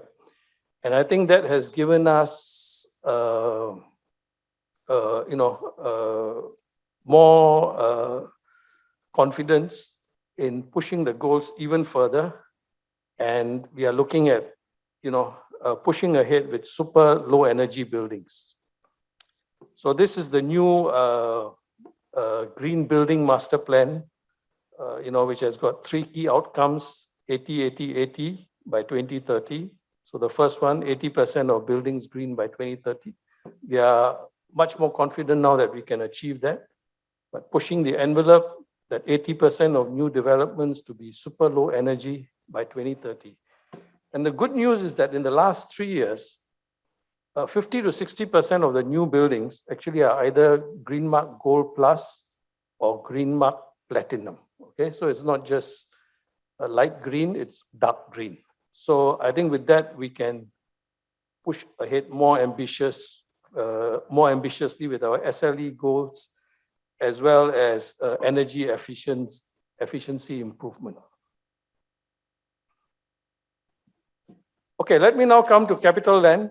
I think most of you will be familiar with Capital Land. We are one of the biggest real estate companies in Asia, with assets under management, of about 130 billion Sing dollars. We are in over 30 countries, and we cover all asset classes. And very clearly, sustainability, and that's our statement, corporate statement, is at the core of everything we do. And we did not put this statement lightly. We decided on it as senior leadership and the board to put this as a key statement, and we are really serious about it. A lot of our senior leadership spend a lot of time on sustainability, okay? I won't go through too much of this. You can, read it in the website if you are interested, but it's an integrated plan which not only covers environment, but also social and governance. So as a company, I think we all realize today that it is not enough just to do well. You also have to do good, and you have to do right. So it is not growth at any cost, and one of the most important things about doing it right is having sustainability at your core.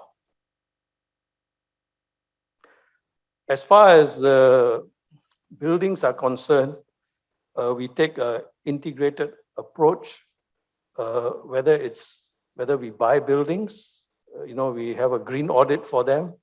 If we think that they are not up to standard, we put in a budget, and that budget has to be included in the business plan. If we cannot make the numbers work, we don't invest in the building. Okay, so it becomes part of the whole equation. And of course, in upfront design and engineering, in operations of the building. So everything is taken into consideration, when we look at a building, whether we are acquiring them or we are building our own. So let's move on to a few points that I want to highlight. Given the limited time, I want to touch on 2 or 3 key things. One is this whole issue of embodied carbon. Okay. Now this chart shows you the amount of the carbon intensity in the materials that we use for the building industry. Some of it came as a surprise to me also, that aluminum actually has the most embodied carbon.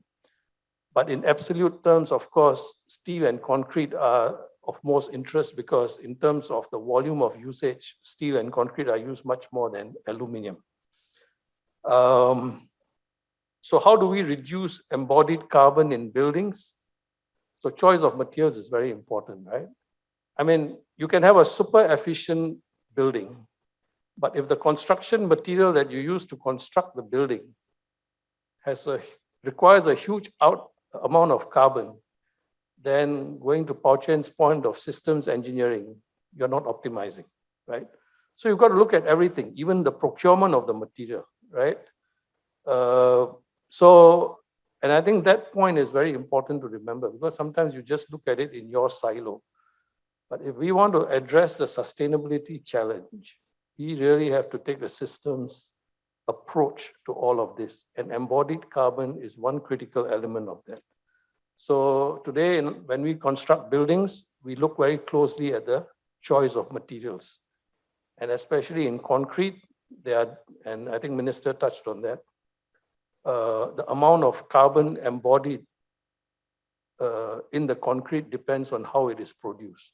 So if you use low carbon concrete, it is much greener than other kinds of concrete, right? So we are working very closely with suppliers on this. So choice of material important. You want to reduce material waste as well. That's another important part, right? You have lots of wastage. You are using up lots of carbon. And design for disassembly. It's not a misspelling here. When I was young, we talked about design for assembly. This is design for disassembly. Because when you bring buildings down, there's a lot of wastage. We just brought down the old CPF building. I mean, with due respect to the engineers at that time, it had very strong bones. It had such strong bones that it was impossible to break them.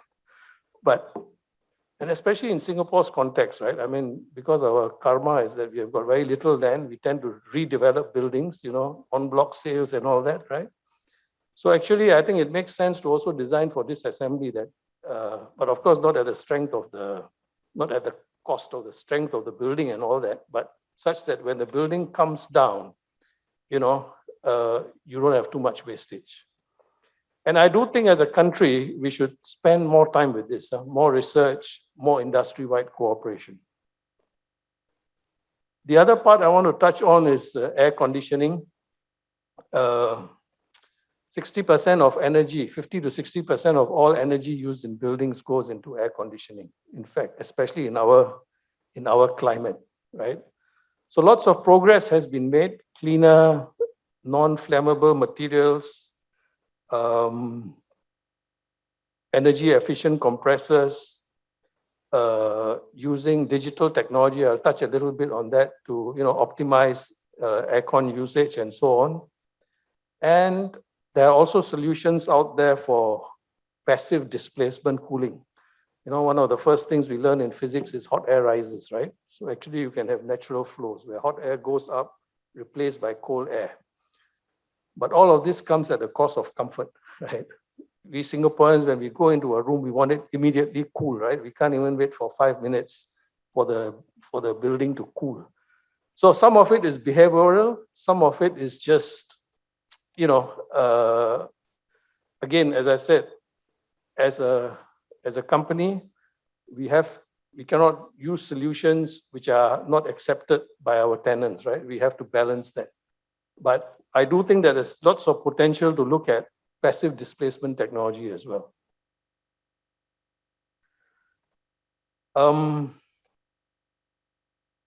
Just want to talk a little bit about this, but when it comes to air conditioning, we all know how critical it is, right? Our first prime minister was the one who said that, air conditioning is the reason why the tropics have been able to grow. So we know that it's very close to our hearts. There have been, again, over the last 20, 30 years, lots of improvement on the compressor side. The old centrifugal compressors are being replaced with magnetic bearing compressors, multi-stage compressors, which have variable speed drives. So they are more efficient. You don't have a full capacity, less friction, less maintenance, and so on. And similarly, on the air side, there's been lots of progress made to reduce friction and improve efficiency. So I asked two people, how has the whole ACMV, air conditioning, mechanical ventilation system improved in our generation? So depending on whether you ask the suppliers or the users. The suppliers tell me more than 50% improvement. The users, including my specialist colleagues, tell me 20%, okay? So it's somewhere between 20 and 50.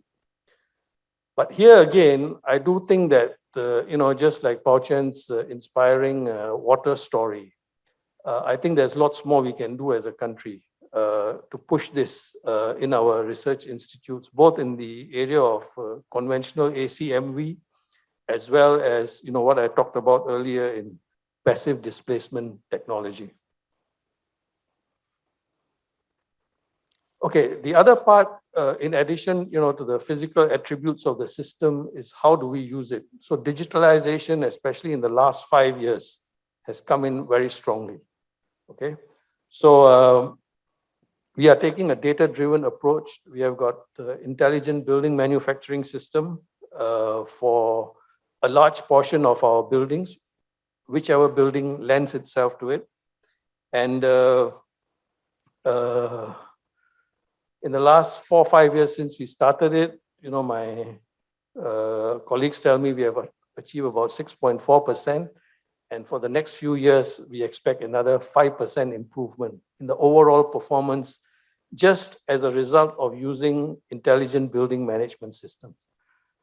I still think there's tremendous potential in it because, data analytics, I think a lot of what we are doing now is more descriptive and diagnostics.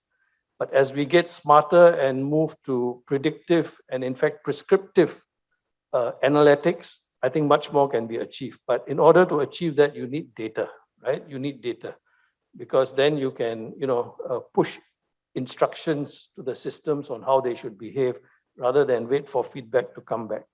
So I see tremendous potential in this, especially with IoT costs coming down, AI, ML, machine learning all becoming more prevalent, data being more available, one area where we can see more results. For completeness, let me also touch on other things that we are doing. We are institutionalizing green leases for all our tenants. So the green leases have certain, sometimes it's very hard to tell your customers what to do. And they tell you, never mind, you're so fussy, I go somewhere else, right? But the good news is that now everybody is on board. Almost everybody is on board. I think nobody questions the criticality of being green. So, institutionalizing green leases is becoming much more acceptable. And I think a very large portion of our customers are on green leases. And this would include the reduce, reuse, recycle elements in it. So, we have that set in our leases. The other thing that is going very strongly is also sustainable finance. So we have got lots of our loans which are related to sustainability, and we want to triple that within the next few years. And that entices us, you only get this loan at a slightly reduced rate if you fulfill certain green criteria. So that's an additional motivation for developers, to push the green agenda. Okay, next, I will just move on quickly to some case studies because without nice diagrams, this is our project in Chongqing. If it looks similar to Marina Bay Sands, it's no coincidence, same architect, Moshi Safdie. So this is a 1 million square meter GFA development. 10 times the size of Vivo City. Okay. So here we are using advanced district cooling systems, which enables us, at least based on our projections, about 50% of energy cost saving. So all that we are talking about is not only being done in Singapore, but in other countries as well. And just as an interesting point to note, the country where we have the largest proportion of alternate energy usage, renewable energy usage, is actually India, because they became very fast, very competitive in wind farms, and now it's solar. So solar energy in India is cheaper than conventional grid energy, and it all goes through the grid. So no question of, quality. This is one of our newer buildings. It's called Capita Green, and we take the green seriously. It has got many features which enables it to be energy efficient, double skin facade, extensive greenery to diffuse sunlight, rainwater harvesting system, and that thing looks like a songkok, but it's that songkok actually enables optimal suction of air at lower cost, and meaning reducing the energy used for air conditioning. So lots of features. If you are interested, you can go into the website and take a look.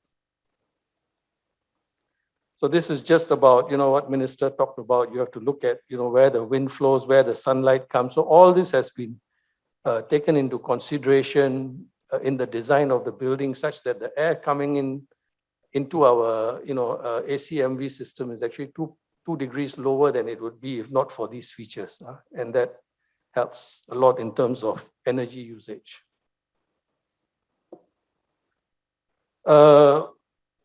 This is the site that welcomes our visitors and also says goodbye to our visitors, the Jewel. Lots of effort had gone in to make this energy efficient. Most of the water used, in fact, is rainwater harvested. So in fact, we collect more water than we use. So we use the water, recycle it, not only something nice to look at, but also the greenery around it is, the rainwater is used to supply water to the greenery there. And actually, with all these efforts, the use of the material, the use of glass with insulated panels for the facade, and the way the whole thing is designed, we were able to achieve 26% less energy usage from the baseline. Okay. Of course, in terms of air conditioning, it's a huge volume, but we have got an air conditioning system where we only cool up to 2 meters. So those of you who are more than 2 meters, you will have a different temperature above. So it's really about optimizing energy usage. So only about 20% of the volume is cool. The rest of it is not cool because you don't have people jumping around, right? I'm just highlighting this as examples because it just goes to show the thought that, and just by having the waterfall there, the ambient temperature comes down, right? So that also helps to reduce the energy usage. Okay, finally, as you have heard from all the presentations, sustainability is the challenge of our generation, right? So at Capital Land, we are all for open innovation. Last year, we set up a Smart Urban Co-Innovation Lab in Science Park, which is supported by the government. And it's a smart buildings lab, of which one critical component is sustainability. And the whole model of this is for anyone, including us, to put in problem statements and then try and get solutions. And if there's a willing buyer, willing seller, we bring them together and then we all benefit from that. So, for any of you interested, do let me know. So this was opened end of last year. The other thing that we have done for the first time as part of our sustainability push, sustainability master plan, is to have an open capital land sustainability challenge, which we started a few months ago. We have received more than 200 applications for that. And we have shortlisted 6 finalists from 25, we received from 25 countries, and we have finalized 6 submissions. And the final will be on the 11th of June. So if any of you is interested in seeing that, please do sign in for that. And here again, it's part of open innovation because we don't know what's out there. I think there are lots of things happening there which we are not aware of. So I think with that, I will end and just reinforce what has been said by the previous speakers. We are just custodians of this earth. We need to give it to our next generations in good shape, and no one can get this job done alone.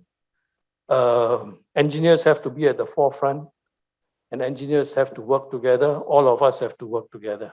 Thank you very much. Ladies and gentlemen, Mr. Manohar Khiatani. Thank you, sir. It gives me great pleasure right now to invite the President, Southeast Asia, Pacific and South Korea, Rolls-Royce, Dr. Bicky Bhangu, to share with us a little bit more about the journey towards clean energy-powered transportation. Ladies and gentlemen, please welcome Dr. Bicky Bhangu.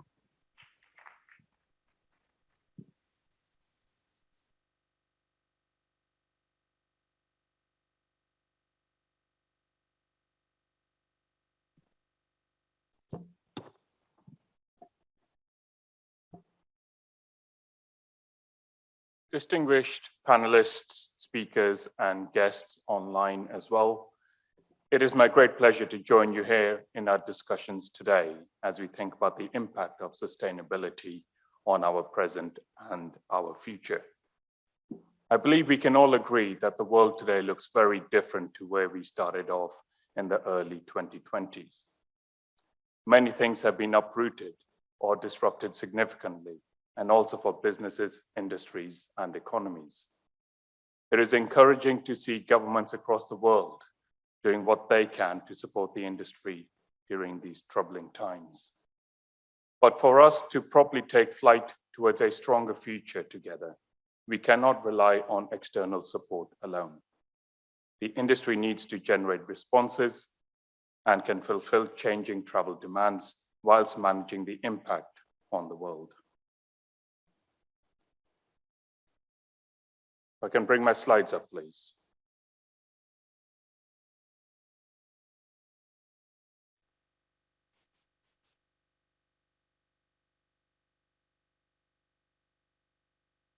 We must not lose sight of the world on the other side of this pandemic as we overcome the immediate difficulties we are facing now. The long-term challenges our world faces have not gone away. The call for power to be more sustainable will be stronger than ever. The movement of goods and connectivity of people form the backbone of modern society. The sectors in which we operate, that include power and propulsion systems for land, sea, and air transport, make possible support for many other sectors. More fundamentally, we will have come to recognize how much travel and human interaction mean to all of us, and we will be even more committed to ensuring this continues as we better understand the virality of our planet as well as the fragility of humankind. By concentrating on minimizing the environmental impact of transportation, we can maximize our contribution in decentralizing global climate change. Sustainability is an issue that was already at the forefront of pre-COVID-19. This past year has only emphasized the urgency to address it as society transitions to a new normality, even with greater recognition how interconnected our planet is.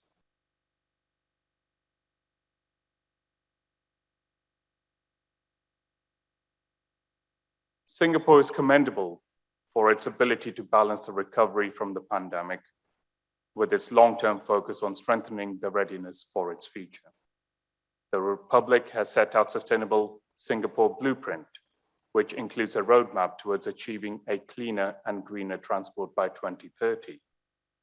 By enhancing public transport, improving resource efficiency, and achieving cleaner transportation, the country is on track to manage its environmental footprint as the transport system grows in capacity and usage.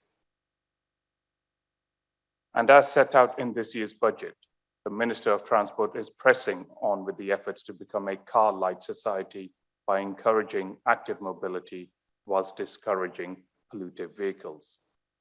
Singapore has delivered an encouraging message for the upcoming year. While there is an immediate focus on emerging stronger, and as we recover from profound impact of COVID-19, it is reassuring the country remains anchored as well in its long-term vision for a better future. Manohar, my colleague earlier on, described our ambition to position ourselves and anchor ourselves here in Singapore. Singapore is a strategic hub for Rolls-Royce alongside UK and US and Germany. We have key fundamental footprint of activities, as you can see from the map. The Sleater campus, which you saw as a part of the Sleater Aerospace Park, is an integrated facility. We have assembly and test lines of gas turbine engines. We have manufacturing of fan blades. We have our largest technology center that is housed in our internal partnership and with partnerships with NTU. It is an integrated facility that reaches and supports not only Singapore, but the whole of Southeast Asia, Pacific, and South Korea with various functional supports. Another facility that Manohar had also mentioned was, as you go towards the west of the island, the Jurong. We have another facility there, which is called the Rolls-Royce Power Systems in Tukang. And this is a facility for our reciprocating engines, so diesel engines that piston moves up and down, with technical services, sales, and support, and MRO of our diesel gensets, not just for Singapore, but for all of Asia from here. On the right of the island, SAISL, which is a joint venture between Rolls-Royce and Singapore Engineering Company, is where we do all of the Trent MRO engine maintenance, repair, and overhaul. It is our largest facility globally. And during the pandemic, we continued to ensure that SAISL remained as operational as it possibly could do. If we go further up towards the top part of the chart, partnership is key in everything that we do alongside technology. We have a strong partnership with A-Star, with the Advanced Remanufacturing Technology Center, where we do rapid prototype and development of technologies for our operational and products and services. And we have our strongest university collaboration here in Singapore globally with NTU, Nanyang Technological University, where we have identified 4 key strands that are fitting for Singapore's strengths and to Rolls-Royce needs. Electrification, digital, repair technologies, and manufacturing technologies are the areas of focus that we've been pursuing for the last 7 years with NTU. So you can see from the vibrant footprint and the conversation that Manohar positioned earlier on, we've been planning not just for a near term, but really for the very long term in the true partnership between Rolls-Royce and Singapore. Globally, our activities have a tremendous impact on the world today and for tomorrow. We have pursued clean, safe, and competitive solution. It's what we've always done. And now the task is more urgent than ever. For years, Rolls-Royce has been driven by a mission to pioneer the power that matters. This requires us to anticipate the opportunities and challenges facing our customers and the wider society. As part of the UN Race to Zero campaign, we have pledged to achieve net zero carbon in our operations by 2030. We also play a leading role in enabling the sectors in which we operate to reach net zero carbon by 2050 by developing new products and technologies. This is not going to be easy, but to get there, we're investing in accelerating the transition across our products, technology, and operations while minimizing the impact on our businesses. Our strategy also involves honing our existing capabilities while constantly transforming and reinventing ourselves. This year, we will produce our roadmap to our 2050 net zero target, including setting interim targets and milestones. To support this, we are pivoting our R&D expenditure towards low carbon solutions, including hybrid, hydrogen, and electric power.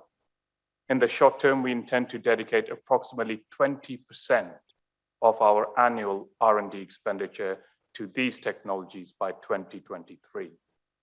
This is a significant shift from where we were in 2019, which was at 4%. The transition to low carbon must be coupled with a broader assessment of our impact.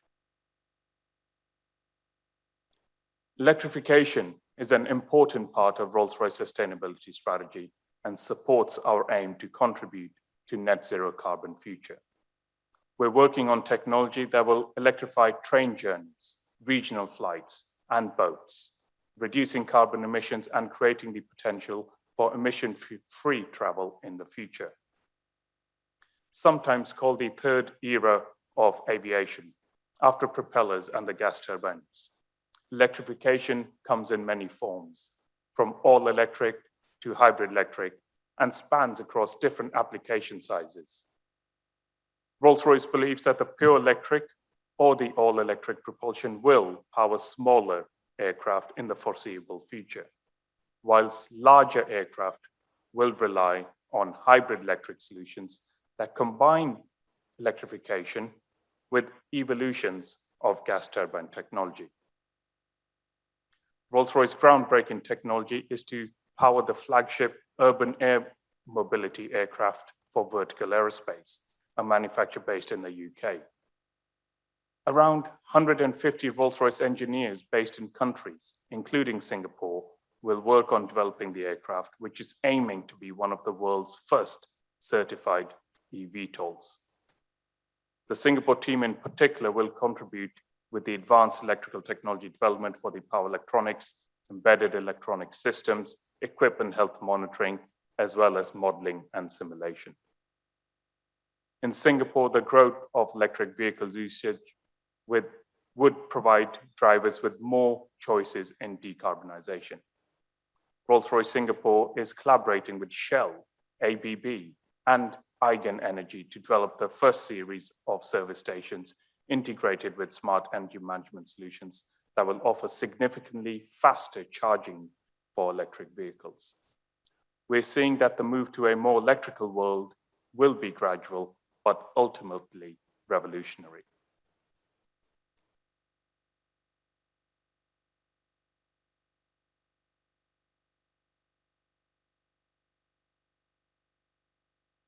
Beyond aviation, our power systems business supplies a low carbon and fuel efficient propulsion system, the MTU hybrid power pack for hybrid rail electrification in other businesses.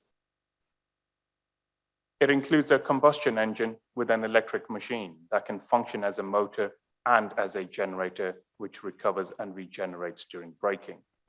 This energy is fed into the battery system, where it is chemically stored, ready to power the vehicle when the train needs to travel quietly or accelerate quickly. This can achieve fuel efficiency of 30%, depending on the vehicle and the timetable. Rolls-Royce MTU systems power yachts, tugboats, in addition to land vehicles. Moving away from the traditional fossil fuels to low, ultimately zero carbon fuels will make a significant contribution towards the net zero carbon in both aviation and land-based power.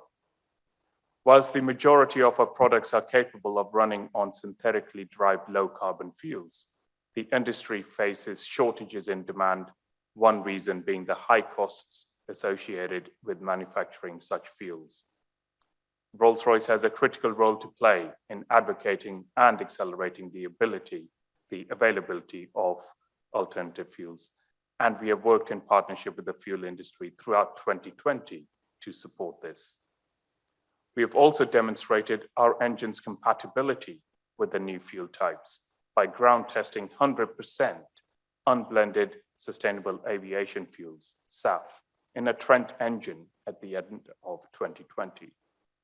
The first test of 100% SAF on our latest business jet engine in development, the Pearl 700, was done earlier this year. Similar tests have also been carried out in our defense engine portfolio. In power systems, we are actively exploring opportunities in the fuel cell and Power-to-X markets. Power-to-X refers to the conversion of electricity into other forms of energy, including hydrogen or synthetic e-fuels.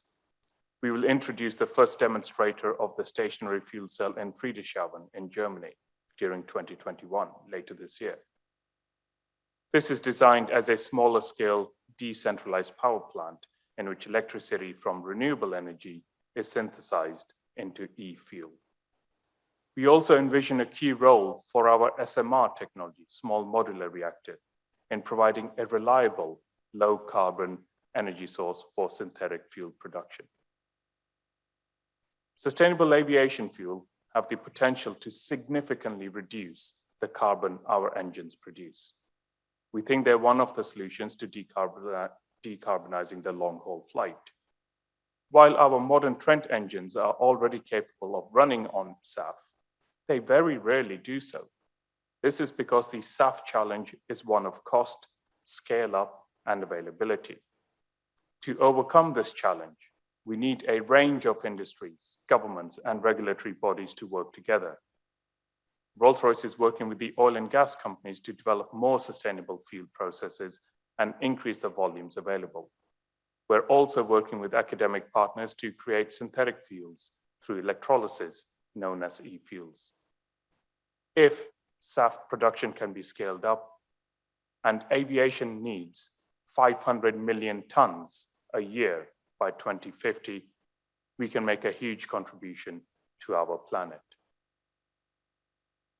Hydrogen does give us a lot of promise, something that we're actively studying at a smaller end of the scale.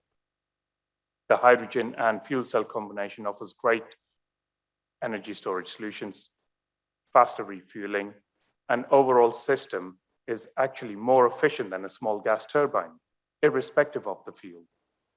And this would represent a true zero emission solution.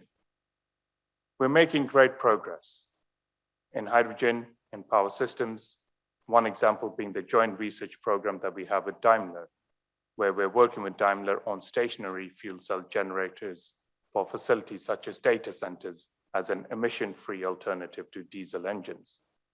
Daimler and Volvo have an initial agreement to develop and produce such cells for heavy-duty commercial vehicles and other applications. We're examining the possibility to burn hydrogen in a gas turbine with a modified combustor, something we're working to better understand in terms of performance.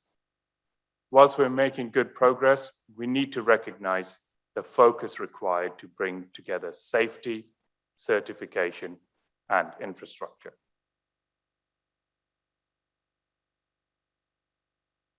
Whilst disruptive technologies have potential to transform the way we live, incremental improvements in efficiency have ensured we've already come a long way. We're committed to making our products more efficient. We look at every single component of our engine to find efficiencies, reduce fuel burn, and lower emissions. By making our engines more intelligent, we are further reducing their environmental impact. Since our Trent engines came into service in the 1990s, technological advances have been progressively introduced to make them more fuel efficient, more cost-effective to own and maintain, and to reduce emission and noise. We've seen incremental improvements in efficiency year after year for the past 25 years. The average duration of an A350 XWB flight is typically 6 hours, yet the engine that powers these flights are the same as those which economically power the ultra-long range routes of up to 19 hours. The Trent XWB is also 15% more fuel efficient than the first generation of the Trent engines. Rolls-Royce has officially started building the world's largest aero engine, the UltraFan. The engine is the basis for a potentially new family of ultrafan engines able to power both narrow body and wide body aircraft, as well as deliver 25% fuel efficient savings, an improvement significant compared to the first generation of Trent engines. Data and digitalizations have helped us generate new insights, solutions, and opportunities to transform our engines, improve our customer care, enhance our efficiency of our operations, and upskill our people. Advances in sensors, machine learning, artificial intelligence, robotics, and 3D printing are just some of the technologies that are coming together to create new insights and processes. By applying digital technologies in logistics and supply chain, we are able to optimize the way in which we use and transport our materials. By integrating advanced digital tools in engine design and manufacturing, we're able to reduce material waste. Meanwhile, metrics and monitoring systems with reliable data allow us to track and manage tangible improvements. Smart manufacturing, in terms of technologies used, as well as the way in which we apply these innovations, will enable energy and resource efficiencies. Collaboration has always been an integral to our approach in innovation and solving problems to create a better industry and an even better world. Against the pressing need to address climate change, and with Industry 4.0 and smart manufacturing challenges becoming much more complex, we strongly believe in alliances amongst industries with other MNCs, SMEs, governments, and academia. This is key to pooling the talent, resources, and technology that will accelerate the innovations and bring not just the transportation ecosystem, but also society and economies towards a stronger future together. The future of transportation requires a strategy that is built to last. The past year has made us more conscious of how much travel and human interaction means to us, to the world, and we have been motivated and even more committed to ensuring this continues. To prevail, we must keep firm and committed to sustainability for the long term and developing technologies and capabilities. Deepening alliances and connectivity will also be crucial to a stronger future for all of us. Our industry, and indeed the whole world, is going through a period of incredible disruption. But the world will eventually overcome COVID-19, and people will once again want to meet and explore to do this, and we must do this sustainably. It is an incredible challenge to make this happen, but as stewards of the future of transportation, we're eager to meet it. Thank you for your attention.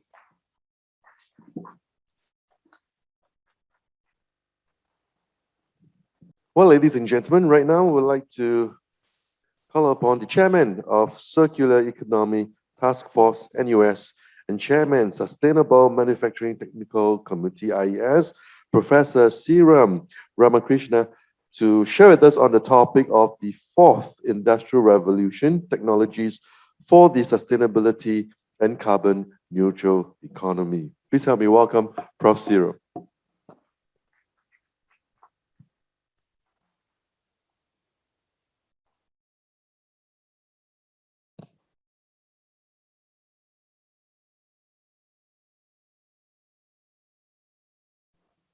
Well, good afternoon, everybody. I learned this trick by observing Prof. Louis. I better have a timer. Okay. I like to say that it's good to see all the friends and colleagues to make this Charles Red Lecture a real success. Thank you so much. This morning, Minister Grace Fu presented challenges of climate change, some other initiatives Singapore has embarked upon. My topic is about the role of fourth industrial revolution in meeting the sustainability goals that involves carbon neutral economy. I notice we have more than 1,700 registrants that are actually attending virtually. If I imagine all of you, you would have very broad backgrounds ranging from professional engineers, practicing engineers, as well as students and aspiring engineers. So what I have done is, like all other professors do, I put together 70 slides for you. So if you imagine we're running a little bit short of time. So my time given to me is 20 minutes. 70 slides, 20 minutes is going to be an interesting speech. Most likely the chairman of this lecture series, he said, you actually have to do Prof 10 minutes. The reason is we're running a little bit behind schedule. Don't worry. My slides will be made available to you. As I move in my presentation, I will stop in a few slides to introduce this concept deeply so that you can go away with a message that fourth industrial revolution technologies are beneficial for sustainable direction.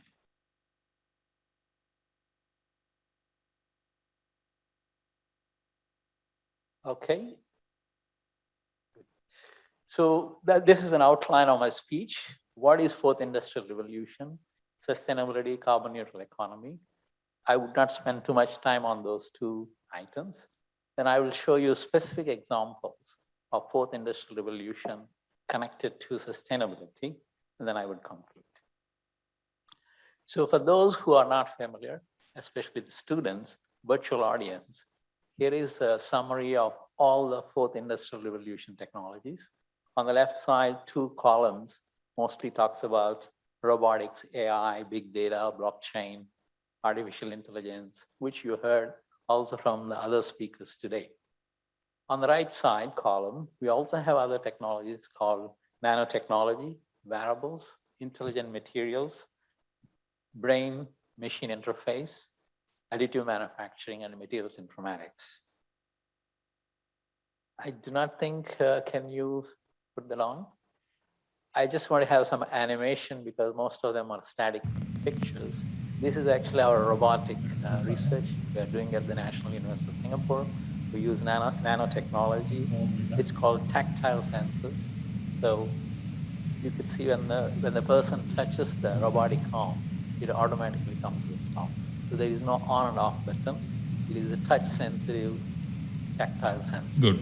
So you can imagine in the future how you can embrace wearable technologies for the human beings, especially when properly talked about aging population, how we actually give them the better standard of living. That's just an example. One more time. To give you a sense what is possible in terms of technological progress. So now I go faster. So this morning news, it says 99 cities out of the top 100 that has a potential risk from climate change. They're all in Asia. And it's very alarming to see that most of these cities are not prepared for the future challenges.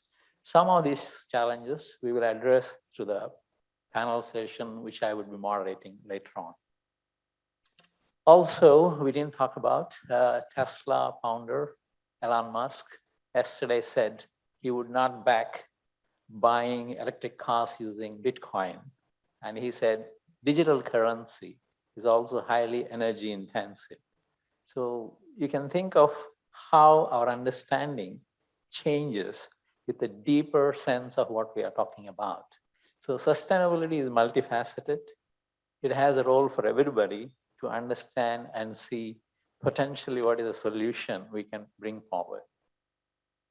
So now this is history, but it's more those of you wondering, is sustainability something, how deep it is in the culture around the world? Actually, it started in 1713, first concept thinking about sustainability. And then there's lots of details, why it is taking much heightened attention now. If you see on the right side, that's a depletion of the strategic materials human beings use. And that's why Japan, for example, talks about urban mining.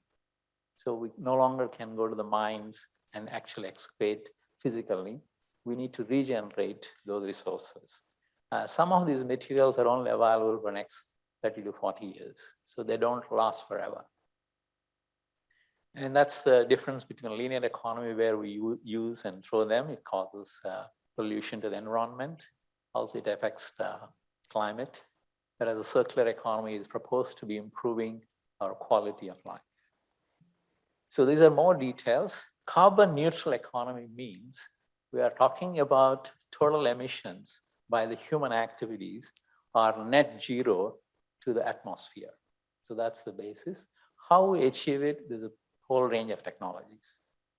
So now if I superimpose fourth industrial revolution technologies on the sustainability thinking, you would actually see from 1784, we talked about Industrial Revolution 1, then after that Industrial Revolution 2, after that Industrial Revolution 3, and more recently Industrial Revolution 4. Hold your breath. Very soon, we will have Industrial Revolution 5. That's about, it said, 2035, that's 15 years from now, we're already talking about Industrial Revolution 5. It says mostly about cognitive computing. And you already see initial evidences by companies like Neuralink, which are designing brain-machine interfaces in operating machines remotely. So now I'm going to go through the examples. I think Mr. Edwin Q is here. This is the Plastic Recycling Association of Singapore that was launched recently. Edwin is the president. I'm also a member. But I want to take examples there. This is ALBA. ALBA has been assigned by National Environmental Agency. Dawson is here, of course, his colleagues as well. ALBA is collecting all the electronic waste, and they are going to use a number of fourth industrial revolution technologies for sound waste management. That's an example for you. So these are more details about how these specific technologies are. And of course, they can also compute big data and provide carbon savings, what they call carbon credits, to the consumers. So now I go into the deeper blockchain technologies. This is the plastics. And for example, you want to know, or you want to sort the plastics, you really need to fingerprint them at the molecular level. This is at the molecular level, fingerprinting of the polymers. And these are some of our works to show you how this, we use quantum dots, which is a nanotechnology, to do the fingerprinting of the plastics so that it's easy to separate them, sort them, eventually recycle them. So all these are coming, these technologies. And then fashion industry. In fact, Singapore has lots of textile consumption. There are several Indonesian companies have HQ in Singapore. They are actually thinking about sustainability. And they also use many of these fourth industrial revolution technologies to make the fast fashion much more sustainable. And these are more, I'm helping some of the university students. They are looking at carbon footprints and smart packaging. And this is a team headed by Kwok Chung. I will show you they're looking at a combination of different actors in getting this particular sustainable thinking. I remember Prof. Louis, before our briefing session, he said, are Singaporeans prepared for outdoor living, right? Outdoor exposure to the forest and things. So we analyze this one. These are the mentors, very accomplished individuals. They said a public database is extremely useful. How are you going to have a public database? Again, fourth industrial revolution technologies is one of the solutions. So there are lots of university, poly students. So a few years ago, EDB has launched a smart manufacturing index, which is also uses a fourth industrial revolution technologies. So now if you want to know how sustainable is your manufacturing operation, you need lots of data, and that's where it is useful. So, and the good news is high technology is the way to reduce the carbon footprint, not the low technology. So this is a study by Oxford University researchers, just been released about a week ago. So SK uses for sorting out quality control, which is another example. Urban farming. And I just want to give an example from Dr. Hazel Koo. In fact, she's supposed to give this lecture, and I'm giving the lecture in her place at the last minute. And she sent me these slides, which are related to the food security. Those details, I won't go into it, but I just want to emphasize how fourth industrial revolution technologies are enabling food security in Singapore. So these are the whole range of technologies, they're all there. And then a specific example, for example, specific molecule from tomato. If you need to feed all the Singaporean population, you need a whole of Singapore for planting. But if we have that processor, which is very well controlled, a 2,000 liter biofermenter, you actually can supply for the whole Singapore. You don't need to plant. So that's where the fourth industrial revolution technologies are coming. So Singapore can actually do a lot more in food security and meeting its targets. Okay, in the fish farming as well. And to prove that I'm aware of this one, me standing in front of a fish farm is started by Ing Yaksay. It's called Blue Ocean Aquaculture. I visited this plant. It's very nice. He's actually an electronics engineer, like many of you. So he runs electronic company. He's also running a fish farm. We normally think there are two separate worlds. No. So in fact, me sitting there looking at some of the nano oxygen bubbles he uses to improve the productivity and the yield and quality of the fish. Similarly, this is a digital power plants, how you can manage like Singapore Power and other power supplies, how they actually understand the grid management. They use a lot of these technologies. And we spoke about Dr. Bhangu. He talked about digitalization of aerospace, especially flying planes. All of us using right now virtual meeting, there's a lot of data intensive. So there's some details. Main point here is lots of data centers, and their numbers are growing, data centers for powering the ICT technologies. And those are details. I just will not go into that. The interesting thing is, about a week ago, we learned from the news, Singapore temporarily pauses new data centers. The reason is data centers are energy guzzling. They have to be improved substantially. Yeah. So data centers are essentially a cooling system, and previous speakers spoke about a different kind of cooling system. Absolutely, that's the way. And if you can control those with most advanced cooling systems and digitization, you could get a PUE of 1 point something. So I will not spill the beans, but NUS, we just got a big support from National Research Foundation Singapore. I think there would be an announcement very soon on this one. And then Comfort Delgro and NUS, they're working together in terms of the modern land-based transportation systems. Again, fourth industrial revolution technology. That's what I wanted to say. Previously, we were not using so much electronics, communications in the cars. Power systems change, more electric, more hydrogen-based. They all require a better documentation so that we understand the carbon savings and carbon emissions. Again, you need a fourth industrial revolution technologies. So I think I will not steal anything already Bicky has said. This is what they said. If you go from Singapore to KL by plane, by road, by car, how much carbon emission would be. So point here is as the aviation industry is moving, there is a real progress is happening in terms of biofuels, electrification, hydrogen, and digitalization. All of them are actually fourth industrial revolution technologies.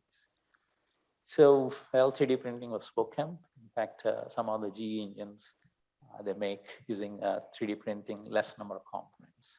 And remanufacturing has been shown by Dr. Bicky Bhangu. And the Celator example, shipping. Again, digital shipping is very common, being pushed forward by Singapore. And second aspect of that is they're also looking at changing the fuels that are being used for shipping. And you can again see how sustainability is driven by technologies. And of course, NEA people would agree with me. Now we have enough trees, like almost one tree for every Singaporean. There are 7 million trees in Singapore and 5 million plus Singaporeans.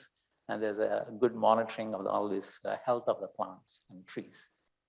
Again, using lots of these technologies. And of course, today we don't have 1,700 people sitting here. Most of you are away. That's because of social distancing caused by COVID-19 measures. But these kind of fourth industrial revolution technologies, which helps us to have a safe entry. So I think I just want to close off with two more slides, which is basically the finance. Climate finance is actually picking up very strongly. And when Manohar talked about $10 billion, the capital land is talking about, and the government, Singapore as well, talking about more than $30 billion. The important aspect is how do we actually track the sustainability credentials of all these projects? These are based on data and reliability of the data and transparency of the data. Again, that's where the fourth industrial revolution technologies come into play. So in conclusion, well, you're all very converted, so I'm not saying anything new except reinforcing the same concept.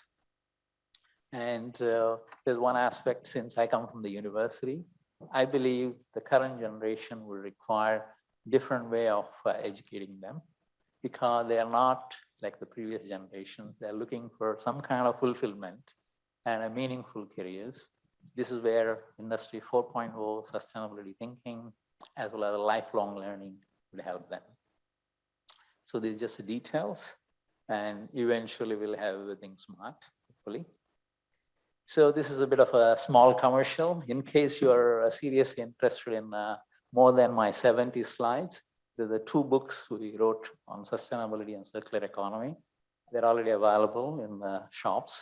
So you could take a look at them, understand a little more deeply, what does it mean for different sectors. Thank you again. Thank you very much, Prof. Seeram. Thank you.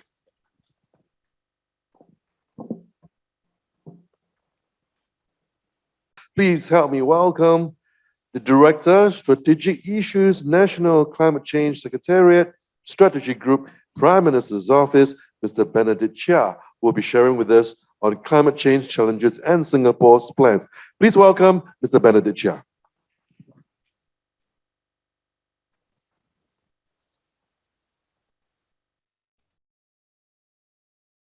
Okay, thank you so much for the invitation here. And I know I'm the last person to speak before the panel discussion. So a couple of things. Yes. So I'm Ben. I'm from the National Climate Change Secretariat. So our office is within the Prime Minister's office, and our role is to work very closely with different stakeholders in Singapore to advance the climate change agenda. The Climate Change Office, the National Climate Change Secretariat, was formed in 2010. And for those of you who remember, 2010 was just 1 year after 2009. 2009 was when the Copenhagen climate talks collapsed. And at that point in time, many people were asking me, why did Singapore suddenly decide to form a climate change office and put this within the Prime Minister's office as an office of importance? Given that global talks collapsed last year, and at that point in time, there was no visibility in terms of when global efforts to address climate change will get back on track. And the answer then was that even though climate change efforts internationally was not successful, we recognized that this was an issue that's going to affect us. And with and without a global deal, it's something that we need to address. And if I reflect on how things have changed over the last 10 years since I was with the Climate Change Secretariat, almost from day one, although not exactly from day one, I'd say there's been a lot of interest, there's been a lot of internalization in terms of what climate change is about, why is it important, and how do we actually need to deal with it. And I think being the last speaker before the panel discussion has actually made my presentation a lot easier. So I put together, I think 17, 18 slides, but a lot of the issues have already been covered by previous presenters. So I think this gives me the opportunity to be a lot more focused as I go through the deck, and maybe only just highlight some of the things which are a little bit different or which have not been touched on. So I think this has already been said. This was a message that echoed across the earlier presentations. Climate change is going to affect us. It's an existential issue for Singapore. It's going to hit us on multiple fronts. Singapore only emits 0.1% of global emissions. But despite us emitting such a small percentage of global emissions, we are disproportionately affected by climate change. In fact, one way of looking at it is that we are affected by the 99.9% of emissions which we don't emit.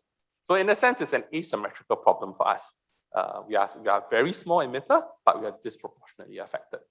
But that also means that for us to effectively address climate change, Singapore's approach to it must be one whereby we push multilateralism, we work towards a global solution, we encourage and we try to bring different countries around the world to address this issue effectively. And for us to do so, we actually do need to show that we are taking climate change seriously.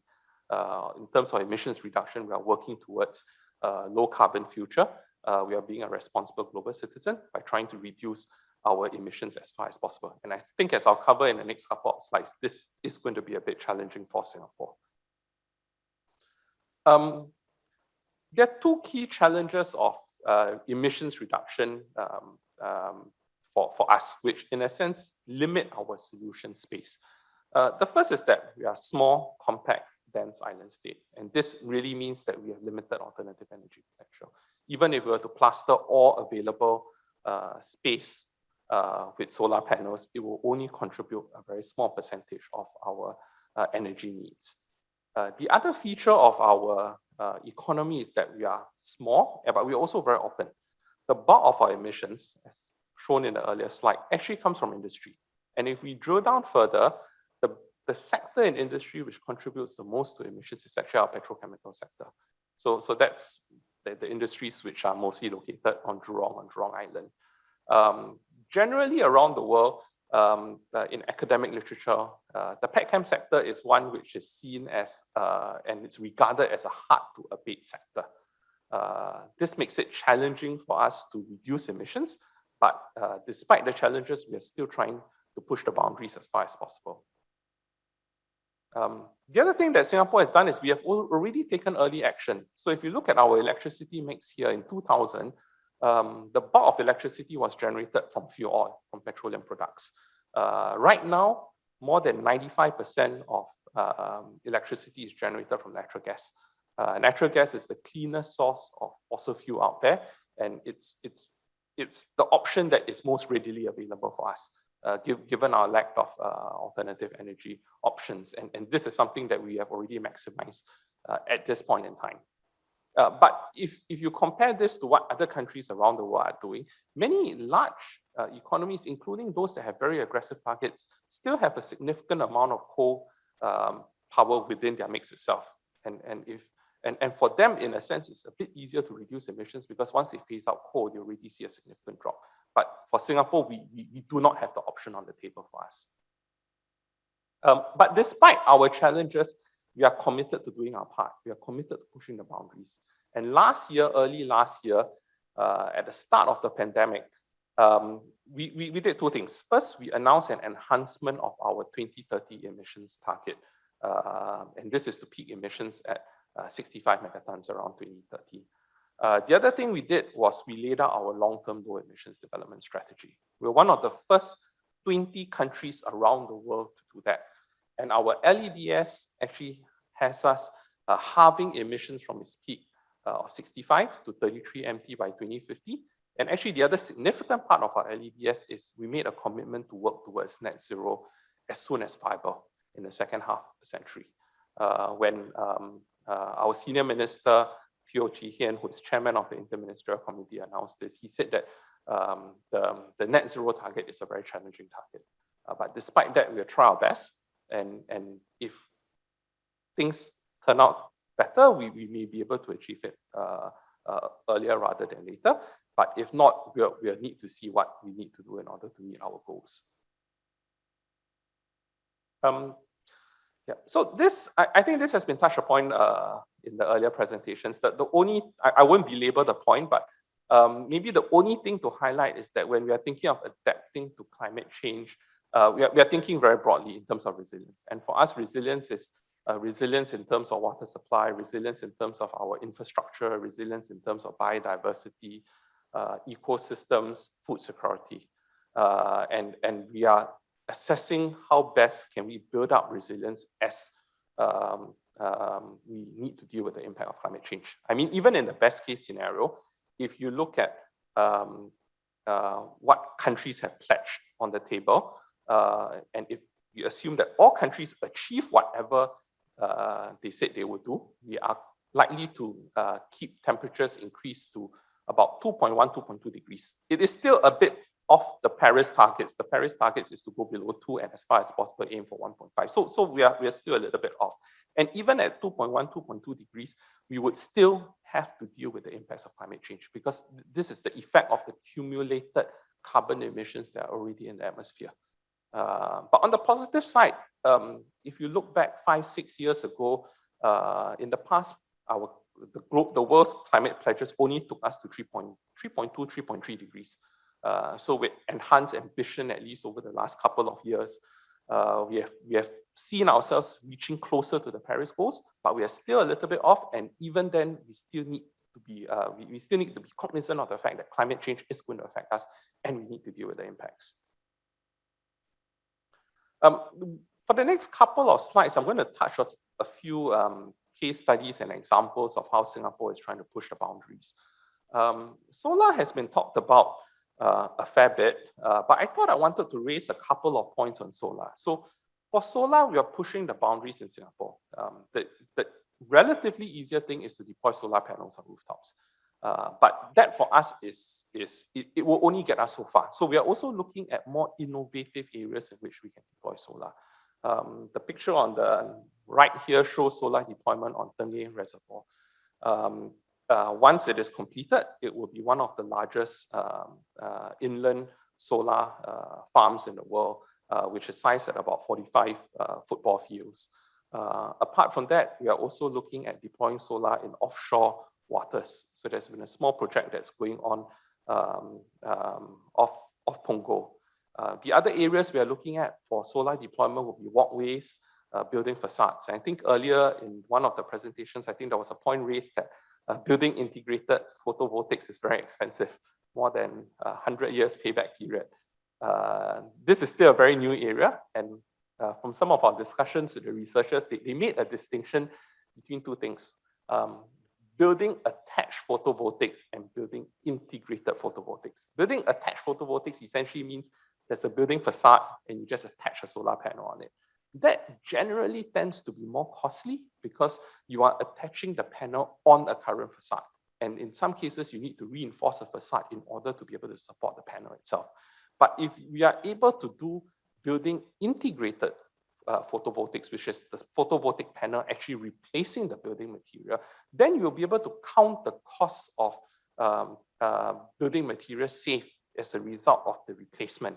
And that could potentially improve the lifetime cost-benefit analysis significantly. But this is still a very new area, and we are quite keen to see how best we can work with different stakeholders out there to pilot, to deploy, and demonstrate. And if possible, to actually show that actually BIPV actually does make economic sense. The other thing that we are also doing in terms of trying to think beyond our boundaries, our limitations, is how can we be plugged into regional energy grids? So this essentially is about tapping regional energy potential.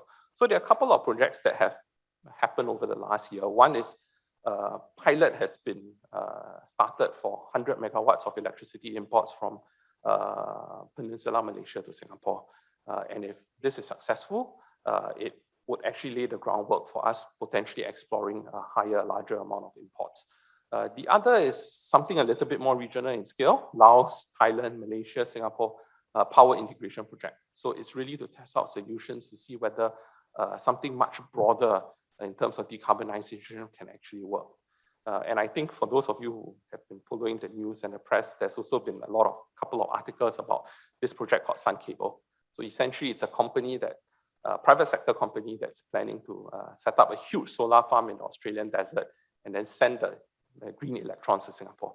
It's an incredibly challenging project because as we understand it, if that project actually happens, it would be one of the world's longest, if not the world's longest, long distance transmission of electrons. It would be 3,700, 3,800 kilometers. A fair bit of it undersea, or rather most of it will be undersea. Some of these undersea cables will also need to pass by tectonic plates. So it's a huge engineering challenge, but from some of the discussions and the conversations, it is technically possible and within the realms of feasibility. But that's one example in which we're really pushing the engineers to stretch the imaginations and boundaries in terms of what can actually be done. The other thing which we are also doing is electric vehicles. And electric vehicles for us, I think it's an example which actually highlights that some of the things we do on the climate front actually has much broader sustainability benefits. So electric vehicles, if we use our current grid emissions factor, the current carbon efficiency of our power generation, it actually would result in about a 50% reduction in carbon emissions compared to an internal combustion engine vehicle. But electric vehicles also bring along additional benefits, lower noise pollution, lower air pollution because there's no tailpipe emissions itself. There's also a benefit in terms of urban heat island effect because the electric engine does not emit as much heat compared to an internal combustion engine. And that's one of the reasons why we decided to push quite aggressively in this area. I mean, some of these things have already been announced, phasing out internal combustion engine vehicles, ensuring that we have enough charging points within the next 10 years in order to support our move towards greater electrification in the power sector. So apart from the emissions reduction, the other thing which we are looking at is coastal defenses. I think most of the points here have already been raised. The only thing I want to highlight is that beyond the more traditional infrastructure solutions, such as seawalls, pumping stations, revetments, we're also looking at other different ways of protecting our coastal defenses, like nature-based solutions through mangrove swamps, which would also have a co-benefit in terms of being a source of carbon sink, as well as more innovative solutions like polder developments, which is happening in Pulau Tekong now, which not only allows us to protect against higher sea levels, but also to be able to reclaim land as well. This has been mentioned, but maybe the only thing I want to add about the Singapore Green Plan is 2 points. First, we see the Singapore Green Plan as effort, as an initiative for government to work a lot more closely with different stakeholders in our society to build a green and livable home. So this is an effort towards greater co-creation of solutions. In the past, if you see how our plans have evolved, I think generally government has in the past played a bigger role. But I think going forward, we want to see how we can better partner various stakeholders outside government. The other thing which I want to highlight about the Singapore Green Plan is that we see this as a living plan. So it's something that will have to evolve, and a living plan as it evolves, depending on how technology pans out, we hope to be able to increase the ambition of the living plan over time. This is also quite necessary because if you look at the Paris Agreement which Singapore signed on to, there is a component of the Paris Agreement on the review of emissions pledges, with the view that every 5-year cycle, as countries put forward, update their pledges, they actually should increase ambition. And I think even though the Paris Agreement has only kicked in, there have already been a number of cases whereby countries out there have the increased ambition within those plans, even before the 5-year cycle is up. So I won't touch on this further because, again, this is something that has been talked about, but we are putting aside resources, R&D resources to support our efforts to push towards greater sustainability. The other thing that we are also doing is we need partners. So this is something that Singapore, we can't do, government can't do on its own. We need international partners, we need domestic partners. So Last year, we signed a fairly comprehensive memorandum of understanding with Australia on low carbon solutions. It's a very unique MOU because it was signed in the pandemic world itself. So it means that all the discussions on the MOU took place virtually, and we managed to do it within about 6 to 9 months. Have the MOU signed together with a work plan in terms of what we wanted to achieve. But the MOU covers collaborations on various fronts, which include hydrogen, carbon capture utilization, storage, better MRV solutions. The other MOU which we signed was with Chile. That one was a bit more specific on low carbon hydrogen. And we are also in discussions with other potential country partners on where we can collaborate in order to develop climate solutions to help us reduce emissions. But apart from the G2G MOUs, we are also working with our private sector companies to see how they can come together to develop low carbon solutions. So I think on the right there, the panel is one such effort which pulls together a multitude of different private sector companies that are looking at low carbon solutions like hydrogen and CCUS.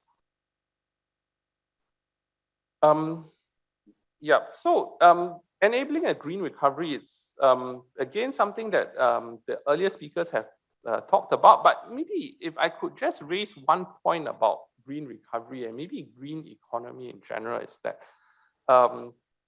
in the past, and I'd say if you just look back maybe as recently as 5, 6 years ago, being green is generally seen as something that will come at higher cost, which is why generally most companies are not terribly excited about being green, because it means taking on higher costs and struggling to recover that cost.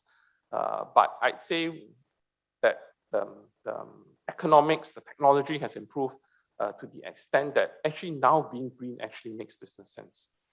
Renewable cost has fallen, certain green solutions like electric vehicles have fallen in cost such that they can be competitive, if not more competitive, compared to the fossil fuel alternatives. So in this case, I think going forward, I think we do recognize that we do see the opportunities on tapping on the green economy more aggressively, because it's no longer about sacrificing growth, sacrificing costs in order to be green. This is the last slide, and this really underpins that a lot of the effort that we are doing actually does require a strong economy-wide price signal. And earlier this year at budget, Finance Minister actually signaled that we'll be reviewing the carbon tax. Carbon tax will need to be reviewed in order to ensure that there's an appropriate tax level to spur emissions reduction, to drive innovation. And actually, more importantly, to ensure that Singapore remains competitive in a more carbon-constrained world. So the challenge for us is that how can we drive change through the use of a price mechanism like a carbon tax, but how do we pace the change such that companies, the more carbon-intensive companies, have time to actually adapt and to make the necessary adjustments. Okay, so that's my last slide, and I think look forward to the panel discussion later. Thank you. Thank you very much, Mr. Benedict Chia. Ladies and gentlemen, we're going to move on to another highlight of our event here this morning. We're going to be having a panel discussion on the topic of sustainability, driving future of engineering, jobs, economy, and life. Now, we already have Mr. Benedict Chia up on stage. We're going to invite also Dr. Bicky Bhangu, who was with us earlier on. We also have the Chief Environmental Officer, JTC Corporation, Mr. Kelvin Chung. Then we have Engineer Goh Chi Tiong, Chief Engineer, Deputy Director, Industry Regulation 1 Department, Carbon Mitigation Division, National Environment Agency. And we'd also like to welcome up on stage Professor Louis was with us earlier on as well.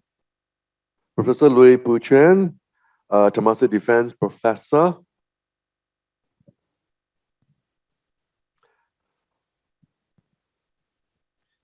And of course, our panel moderator is Professor Seeram Ramakrishna, which we met earlier on. Thank you, gentlemen, for being here and for joining us for the panel discussion. Right now, I will leave you in the good hands of Prof. Seeram, our panel moderator. Thank you.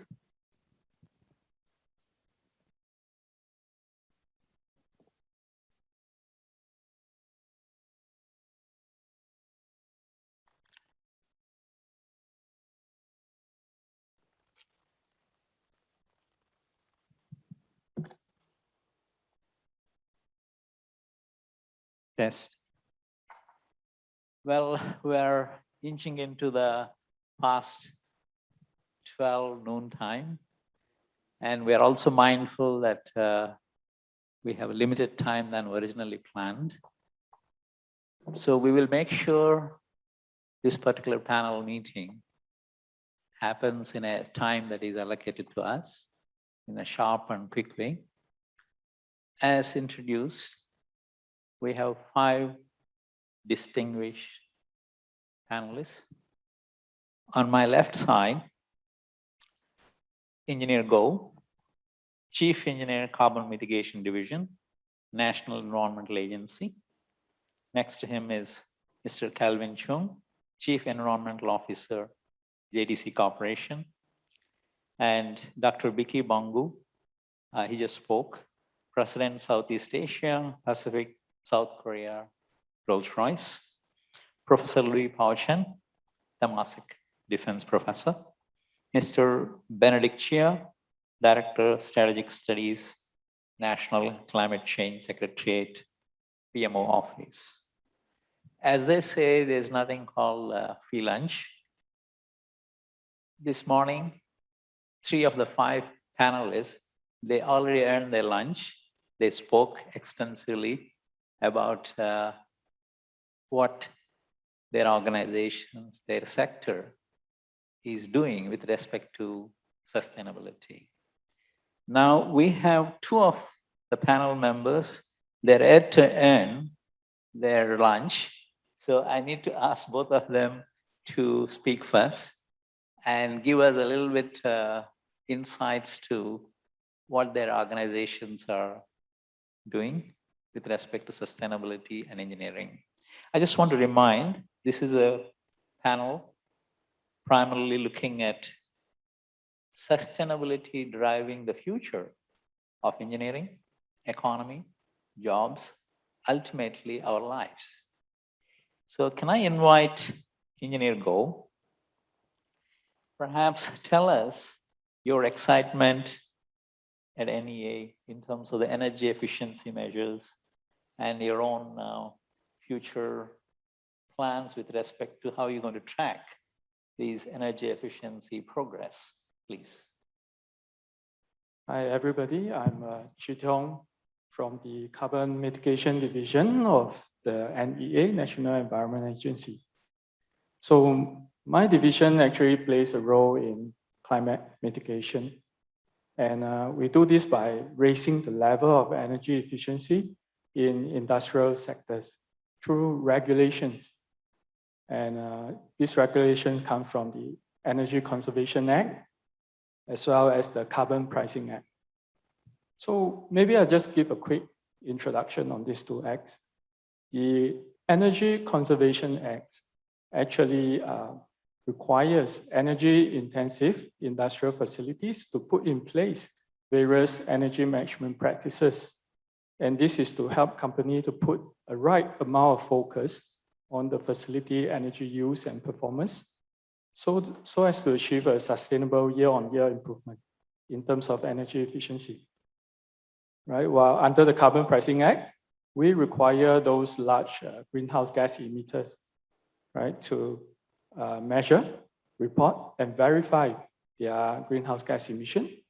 And this verified emission report actually forms a basis for us to collect carbon tax from them. Yeah. Thanks. Thank you. You have been very succinct and clear. Perhaps I would want you to stay on it and give more time for you so that we justify all panel members are treated equally. So could you also tell us, in 2012, Singapore adopted Energy Conservation Act. since then, what are the changes and what more we can expect will happen in the coming maybe 5 years, 10 years? Yeah, we enacted the Energy Conservation Act back in 2012, and we try to incorporate some basic energy management practices. Namely, there are 3 main practices: to appoint a certified energy manager on site to manage and report their energy use, and require company to submit energy use report and greenhouse gas emission to NEA, and also to submit their energy efficiency improvement plan. And over the years, we collected a lot of data, energy performance data at system levels of the facilities. And from these data, we can do some benchmarking, right? Some of the gaps you can see is there are common systems across different industrial subsectors, like utility system, like chilled water system, compressed air system, boilers. These are used by a lot of facilities. And we noticed that, for example, chilled water system, about more than 70% of them are actually not operating efficiently. Yeah, so what can we do about that? So the Energy Conservation Act actually gone through an enhancement in 2017. And one of the new measures we put in place is actually to introduce a minimum energy efficiency standard for some of these systems. And we require facilities with water-cooled chilled water system to meet this minimum standard. And we give the industry sufficient time to be able to achieve that. Yeah, other problem that we see is the lack of a structured management framework, right, in terms of energy management system. And so we introduce a structured energy management system requirement, which will come into effect actually this year. We will try to gazette this regulation soon. Yeah, so company is supposed to submit a report by end of this year. And it follows the ISO standard 50001 as a reference.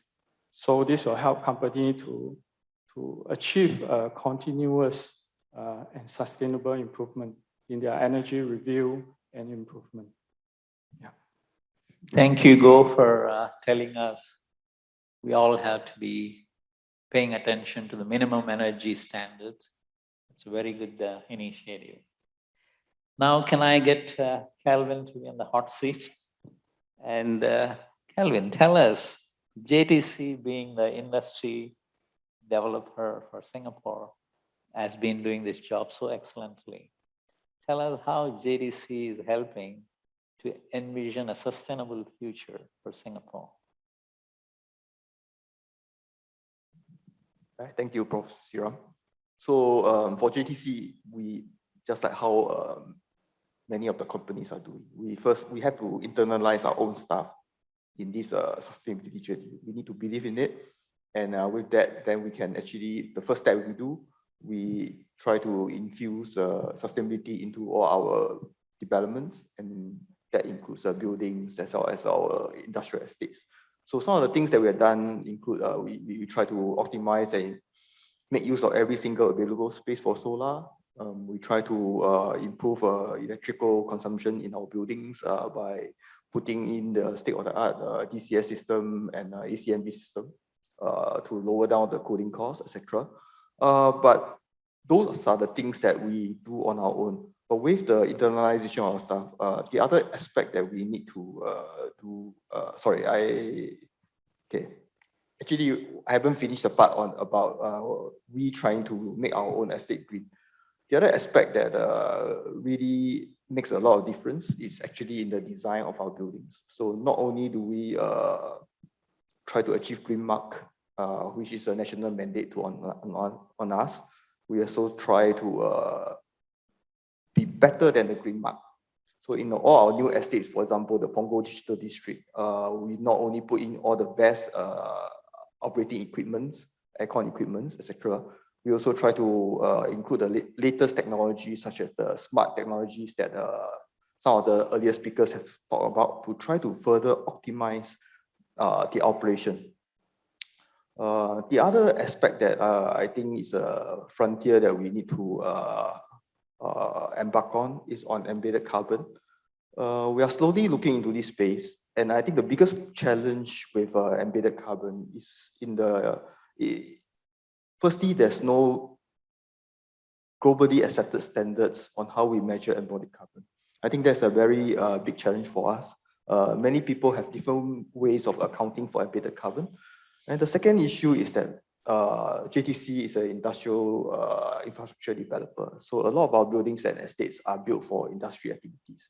And we will all know by default, industry activities basically emit more carbon than almost all other building types. And rightly so, because their purpose is to incur carbon for a lot of our usage, right? So the challenge is then that there's also no benchmark of how much embedded carbon should be the baseline for industrial buildings. And to make the things even more difficult and complex, different industry types have different profile, and therefore we need different baseline for it. For that, we are working with the IHLs, NUS, NTU to try to tackle this issue. I'll not go into detail for this, but if you're interested, I can share more.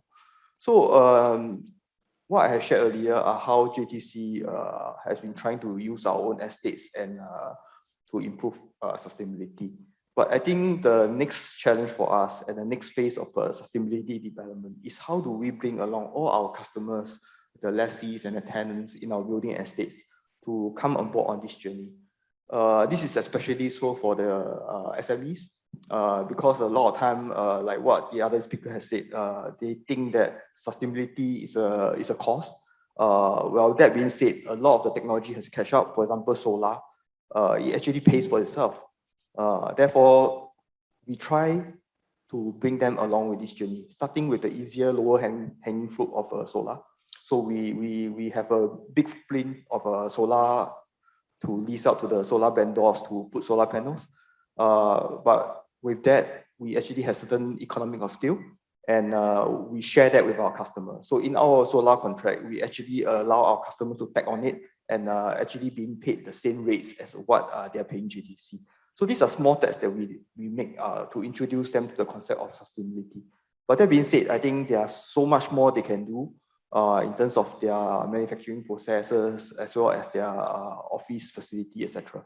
So with that, we are now also again working with the various agencies and universities to try to figure out how we can actually come up with a scheme for that, for us to go in to help our customers take a look at their processes and recommend improvement to them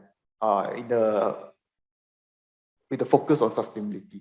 And of course, we have been very practical in this. Together with this assessment scheme, we'll piece together certain incentives, not only from the point of incentivizing them to give them certain discount, whether in their tax or rental, but also to piece together certain green financing, which can then help to finance some of their capex costs on these sustainability initiatives. So this is something that we are working on. I have to confess that it's pretty complex and difficult, and we have to probably do it very differently for very different kind of industries. Yeah, so I think there's these 2 or 3 areas that I have talked about. We try to improve sustainability in our estate, and then now we are in the journey to try to help our customer to come on board on this journey. Thank you. Thank you, Kelvin. You really earned your lunch for today. And with your detailed, elaborate answer, I think we would move on to the second phase of this panel discussion, which comprises questions from the audience, the virtual audience. We are tracking your questions to the Q&A. Please put forward your questions. We will try and pick some of them and direct those questions to the panel members so that they can share their thoughts, views, and ideas. So while your questions are coming in, I will kickstart the open discussion with the panel members. Let me start with a question that hasn't been yet answered by all the speakers, may be a hypothetical question. The question is, in your opinion, carbon neutral world is possible? If yes, can you pick a number for the world as well as for Singapore? I know the Benedict has this is the question I'm supposed to ask him. You might as well start thinking about it. I will ask Prof. Louis to chip in first because he is known to think no box or out of the box. So Prof. Louis, you need time to think. I'm sorry. The question is, I need to listen hard again. See. Okay, I repeat. What was your lesson, or what was the question that you are posing to us? Question posed to you is, in your opinion, by when carbon neutral world is possible? And I'm sorry. Who has got a crystal ball that can look at 170 nations around the world? I mean, look, I think it's difficult enough to try to answer the question, say, can Singapore do it, as opposed trying to answer for the whole world. I'm sorry, it's beyond me. And from the Singapore point of view, would you think a carbon neutral Singapore would be possible? Certainly. I think if we put our mind to it, the target by 2050 will be attained. I'm very optimistic because I've seen how things are done in Singapore. Once we've decided that this is the right thing to do, it will happen. And 2050 is actually, it's still a long runway. You've got another 30, 40 years, and I'm sure the technology has changed in such a way. Number one, so the petrochemical products will not be of the same demand as now, which means that we have actually other alternatives, biological alternatives to the production of plastics and various products right now, depending on petrochemical. So number one, the source of carbon will be reduced. And number two is that you find that you have a base load that will not generate carbon. So geothermal, fission reactor, or fusion reactor, or combination of the three. So with this too, I'm certain. So I'm very optimistic about Singapore, but I cannot try make a projection for the rest of the world. Thank you. Thank you. Now I move over to Dr. Bicky Bhangu. Would you like to tell us what's your sense about the same question? Well, I think the important point for us to note is that there's not going to be any single actor who can do it on their own. It is a collective effort to get us to the sustainable future that we've all been discussing throughout the morning. And governments, industries, academia, society all need to come together to really make this happen. Our view and our vision is that by 2050, we do believe we'll get into net zero carbon emissions in the transportation of our products, services, and our operations. Our journey for us has already started. We mentioned about solar panels as example. We installed solar panels in 2016 on our Singapore facilities for the rooftops of our facilities and the covering of our car parks. That resulted to 11% energy savings. It's equivalent to planting 1.5 million trees. So the sustainability strategy for many organizations is already there. What the pandemic has done is really sort of accelerated the need and the sort of, it's been a wake-up call for many organizations and many societies on what really needs to be done. And we do have the collective resources in our hands, from skills, capabilities, technologies. It really is now the bringing together of the government, industry, the society, the regulators all together to collectively solve this challenge. So I'm optimistic that we should get to net zero carbon by 2050, and we should already be seeing earlier signs by 2030. Thank you, Bicky. Benedict? Yep. Thanks so much for the question. So for Singapore, we are working towards getting to net zero as soon as viable. I think one of the reasons why we have not been able to pin a year in which we want to be net zero is that if you look at all the options that are available for us to get to net zero, things that we can do within our own boundaries, within our own control would be things like energy efficiency, would be things like domestic renewable deployment. And those we are doing, we are doubling down on it, we are seeing how far we can push on that. But the reality is that domestic EE, domestic renewables is not going to get us to net zero. We need more needle-moving solutions. We need to rely on hydrogen. We need to rely on carbon capture, utilization, and storage. We need to be able to tap on regional green power grids. We need to be able to assess high-quality carbon credits, high-quality carbon markets. And all these solutions, all these needle-moving solutions are things that Singapore cannot do on our own. We need to reach out to global partners, regional partners, to execute and to implement those solutions. And that's something that we are working on aggressively right now.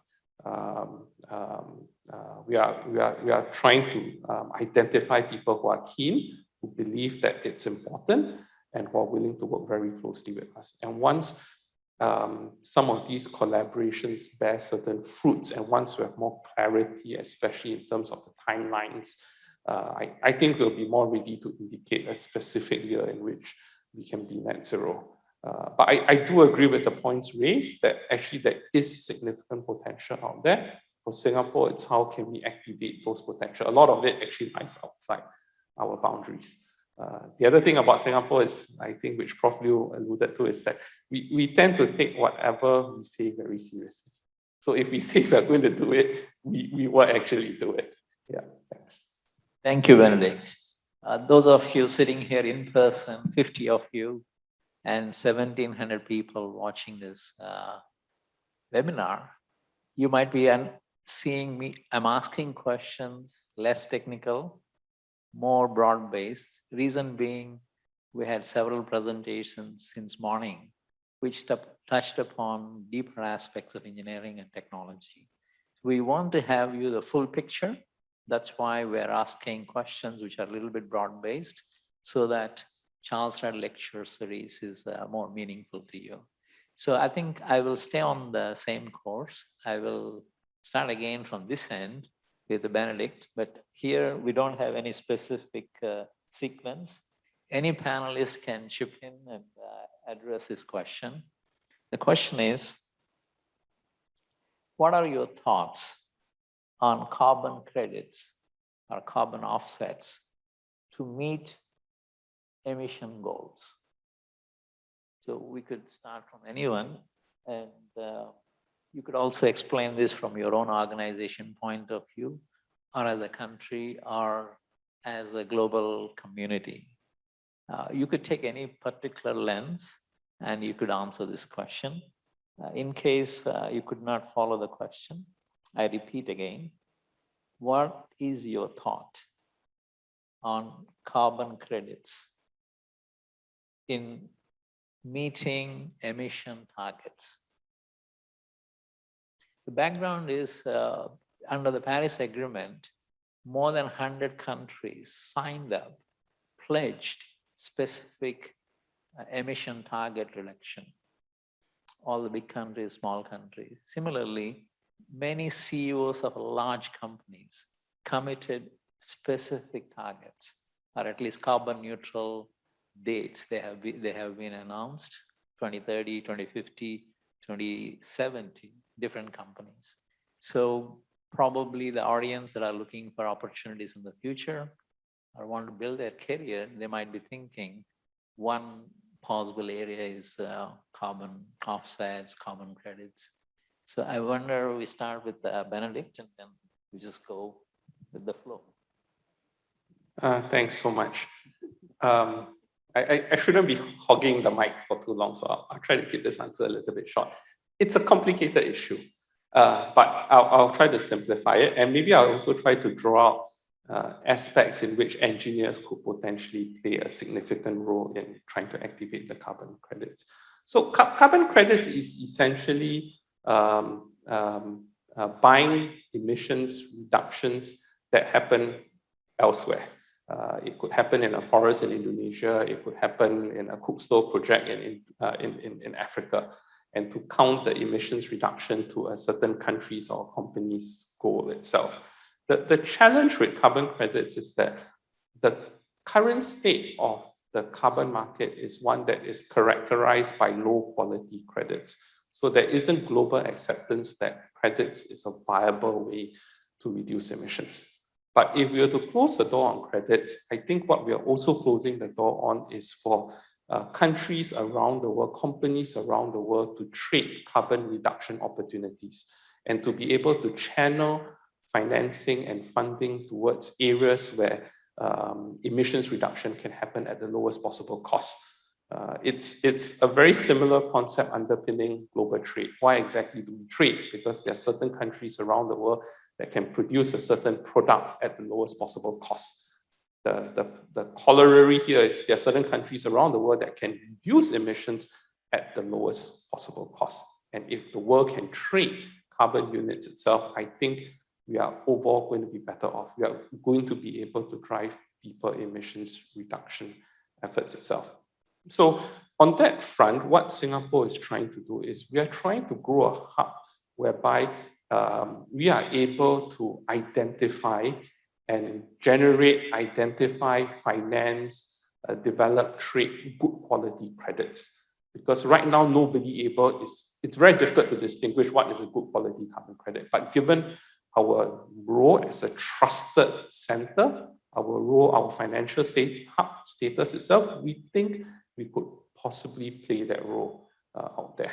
The other thing that we are trying to do is we are trying to shape global rules and norms on carbon credits itself. So for those of you who follow the UN Framework Convention on Climate Change, we tried to land an agreement on carbon credits twice, and twice we failed. We are trying again this year at COP. Hopefully COP occurs.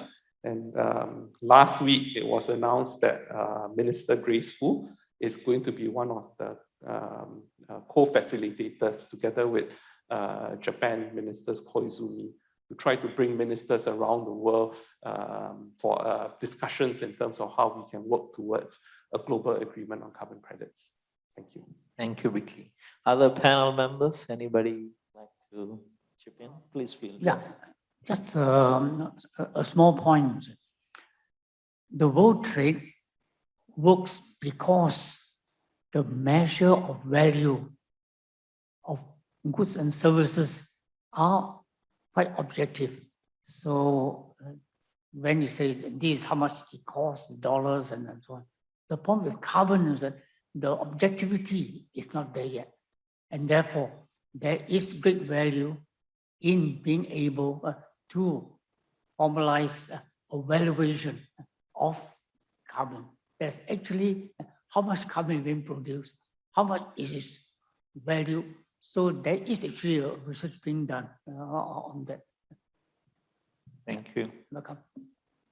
Bicky? I think I'll just add that we need to clearly communicate the purpose of the carbon credit and offset, and then there's time required to adjust. At the end of the day, the organizations are progressing with their sustainability strategies, and some may have other ways that are much more successful than actually carbon credits or offset measures in place. So what we don't want to do is hurt the business's financials in trying to sort of implement the carbon credits, but clearly communicating the purpose and allowing time and adjustments for the organizations to be able to deliver against that as well. Thank you, Vicky. Kelvin?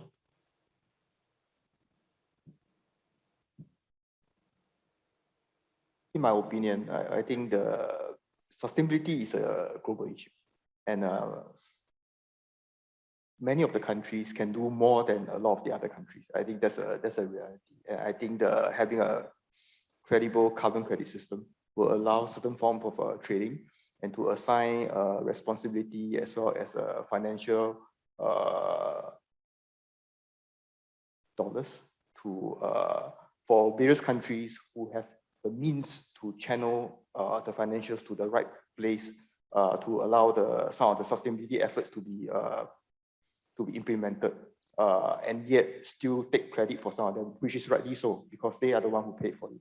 So that being said, I think it's something that is good for Singapore, not only from the fact that there will be new opportunities, like what Benedict say about developing Singapore into a carbon credit hub, but also at the same time, it offers us as a small country with very little renewable resources to really also have the opportunity to do our part and also to meet our emission pledges. It's likewise can be translated to all the industries in Singapore, so that they don't, it's also a way to tell the company that, hey, it's not about what you can do physically. There's actually more than what you can do physically, and you can do it beyond Singapore shores. I think to us, it's really an opportunity that we should reach on. Thank you. Thank you, Kelvin. Chi Tiong, you like to? Yeah, Singapore do have a suite of plans, right, to try to achieve our NDC and of course our long-term vision of net zero in the second half of the century. And we have plans to look at alternative energy from upstream and where we tap our energy source and how we use our energy, right, in terms of energy efficiency, and even impose a carbon tax to encourage companies to reduce their emission. And even after all this, we are still emitting carbon dioxide. Then that's where the CCUS come in, right? Carbon capture, utilization, and storage. But some of these technologies are still very new, and some are very costly. It takes some time for this to mature and for the cost to come down. And maybe similar to a case of a solar PV panel, where the price drop and the efficiency improve. And this could happen in a couple of years' time. So by the end of the day, like what many of my fellow panelists have mentioned, Singapore is resource constrained, right? And end of the day, we may not be able to capture all the emission, right? So how to achieve net zero? And I think there's a place for carbon credit. Yeah, definitely. And like what Benedict said, we need to ensure the credits are of high quality, of high environment integrity. And for NEA, we are looking at this piece of work also together with NCCS. And where we come in is how do we ensure these carbon credits are being rigorously measured and verified, right? And how do we have a proper infrastructure in terms of a registry to support the accounting of the transaction in future? Yeah. Thank you, Chi Tiong. Well, the message that is coming across from all the panel members is nothing is cast in stone. More work needs to be done. This is the direction to go. This is very important for individuals, organizations, country, and the world and Earth itself. So I guess the audience who are seeking to have a future or opportunities or career, definitely sustainability combining with some of your own interests would be the right direction to go. I am mindful of the time given to the panel. So we are into the last 5 minutes. So I'd like to take one more question from the audience that came through the digital world. This panel is about sustainability shaping the future of engineering, economy, jobs, and our lives. So there is a question from the audience. Question is like this: can panelists provide some advice to a layman how to accept and embrace the issue without much affecting the daily life? Thank you. I know I would like to repeat it in case difficult to hear from me. Can panelists provide some advice to layperson on how to accept and embrace the issue, which is basically sustainability, without much affecting the daily life. So I guess this is your final shot in the panel. Then after that, we would pass on the baton to the organizers. Please feel free, think out of the box and express. Shall I start? I get the impression from the question that you would like to do good for the planet, you know, in sustainability, but perhaps you don't need to do anything at all. Don't change our lifestyle. You can't have a cake and eat it. I think we have to change our lifestyle in order to save the planet, but not just save the planet, to save ourselves. So to be able to live healthily, you need to eat healthily, you need to exercise to do various things. And that actually is a major step ahead. So it's important for families to recognize the importance of health, the importance of physical exercises, the importance of eating, and of course, all this tie back to sustainability, because all is part of living as opposed to, oh, sustainability is some abstract thing. It's a way of living. So have a healthy lifestyle, and that is key. And if you are already having a healthy lifestyle, great. But if you're not having a healthy lifestyle and you want to do good, I think it'll be very difficult. You have to change. You can't do it without making efforts. So those who have already done it, fine, because they're already doing it. But those who are not doing it will have to make an effort to make a change. So that's my take. Thank you. Thank you. Thank you. I'll jump in very quickly. You know, sustainability is going to be a key global challenge. And I come back to the point, it is a global challenge for everyone. And it does start with behaviors of individuals, behaviors of organizations, behaviors of societies, behaviors of countries and values. And that's why coming together into a consortium and pledging to sort of advance and progress is really, really important. But then the behaviors, we must really focus enough in that area. Our next generation are fast growing, and I'm learning from my kids so much every day on what sustainability means to them. They question about the technologies and how they're going to improve. The individuals who are coming into the organizations are wanting to say, how are the products and services going to change, and how can I add value? And they want to understand our sustainability strategy. The world around us is significantly changing, and we all individually have a role to play, and we can all contribute in our own unique way. And everyone is an actor to be able to get us on that journey. Thank you, Bicky. Other panel members, you'd like to comment on?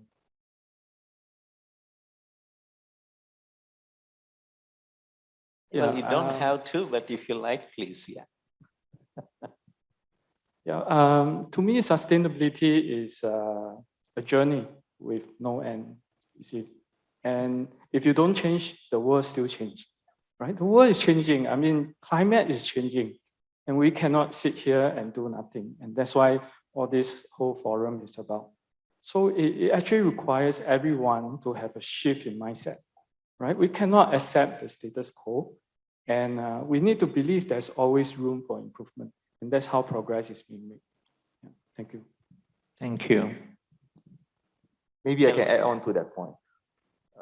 When the question is being asked, it's already a sign to show that, or maybe I'm reading too much into the question. But I think it's a lot have to do with how do you, it's in your mind, how do you define what is normal life? Yeah, I think it has to do a lot with human behavior. And like a lot of things that we do, we realize that we can start small, and when you get used to it, we take a bigger step.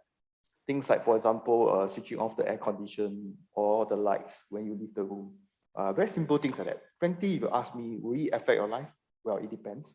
For some people, they don't really like the habit. But I think it's for the majority of us, probably it is not going to affect our life. When you are familiar with that, then the next step would be if you are in the office, just switching off the aircon itself, is that enough? Or when you are the only one in the office, do you even need to turn on the air condition?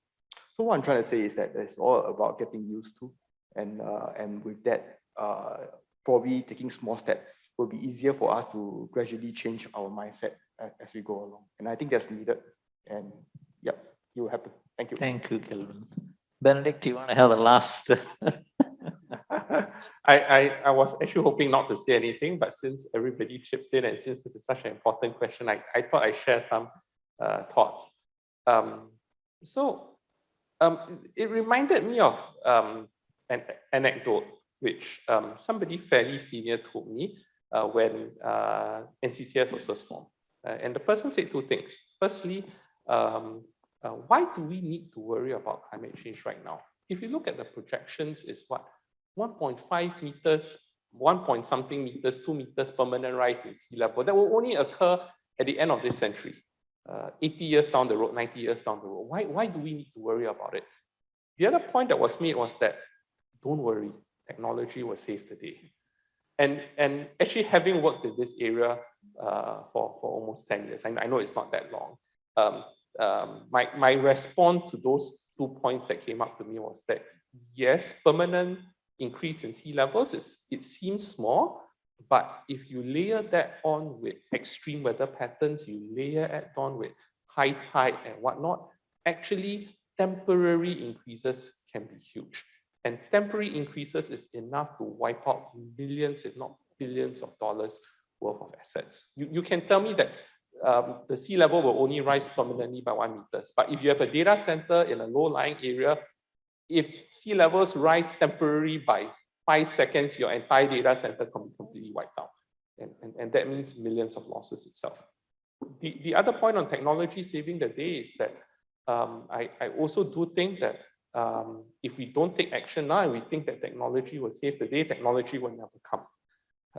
So it goes back to the question, is there anything that we need to do? I think the reality is that if you realize that climate change is going to hit us now, you don't need to wait for a permanent increase 90 years down the road. Realize that some of the temporary effects are going to impact us, and are going to impact us in fairly significant ways. I think that drives behavior change. The other thing about driving behavior change is I don't think we can take a passive approach. If we all take a passive approach thinking that somebody else will develop a wonderful solution that will save us all, I don't think that solution will ever be developed at all. Thanks. Thank you, Benedict. As you all can see, the panel members are just warmed up. We could go on for several hours, but given we have a tight time schedule, you all have other plans, including those 1,700 people tuned into this webinar. The key message from the panel, almost unanimously, sustainability is about living and life. Life and living is not constant. It changes every minute, every day, every year. So in other words, sustainability should be embraced as part of change, and we should be prepared for the change. And before I close, I just want to read the input that came from that 1,700 virtual audience. It summarizes beautifully. This person, he commented like this: thanks to IES Charles Red Distinguished Lecture Public Series, webinar, speakers, panelists, moderators, supporters, and organizers. It is a very worthy, timely, and informative. Thank you so much for all this. I guess this comment from our audience summarizes what you have in the heart. I'm glad that panel members taken time from their busy schedules, given, shared their knowledge, insights. They prepared very well for this meeting. I'd like to join all of them and like to say that our profound thanks for your contribution. Also, as well as all the audience for listening to the panel discussion. We could not address all the questions because it requires a lot more time. Given the time, thank you so much for all the audience here. as well as the web audience for witnessing this wonderful panel session. Thank you so much. Thank you. Thank you.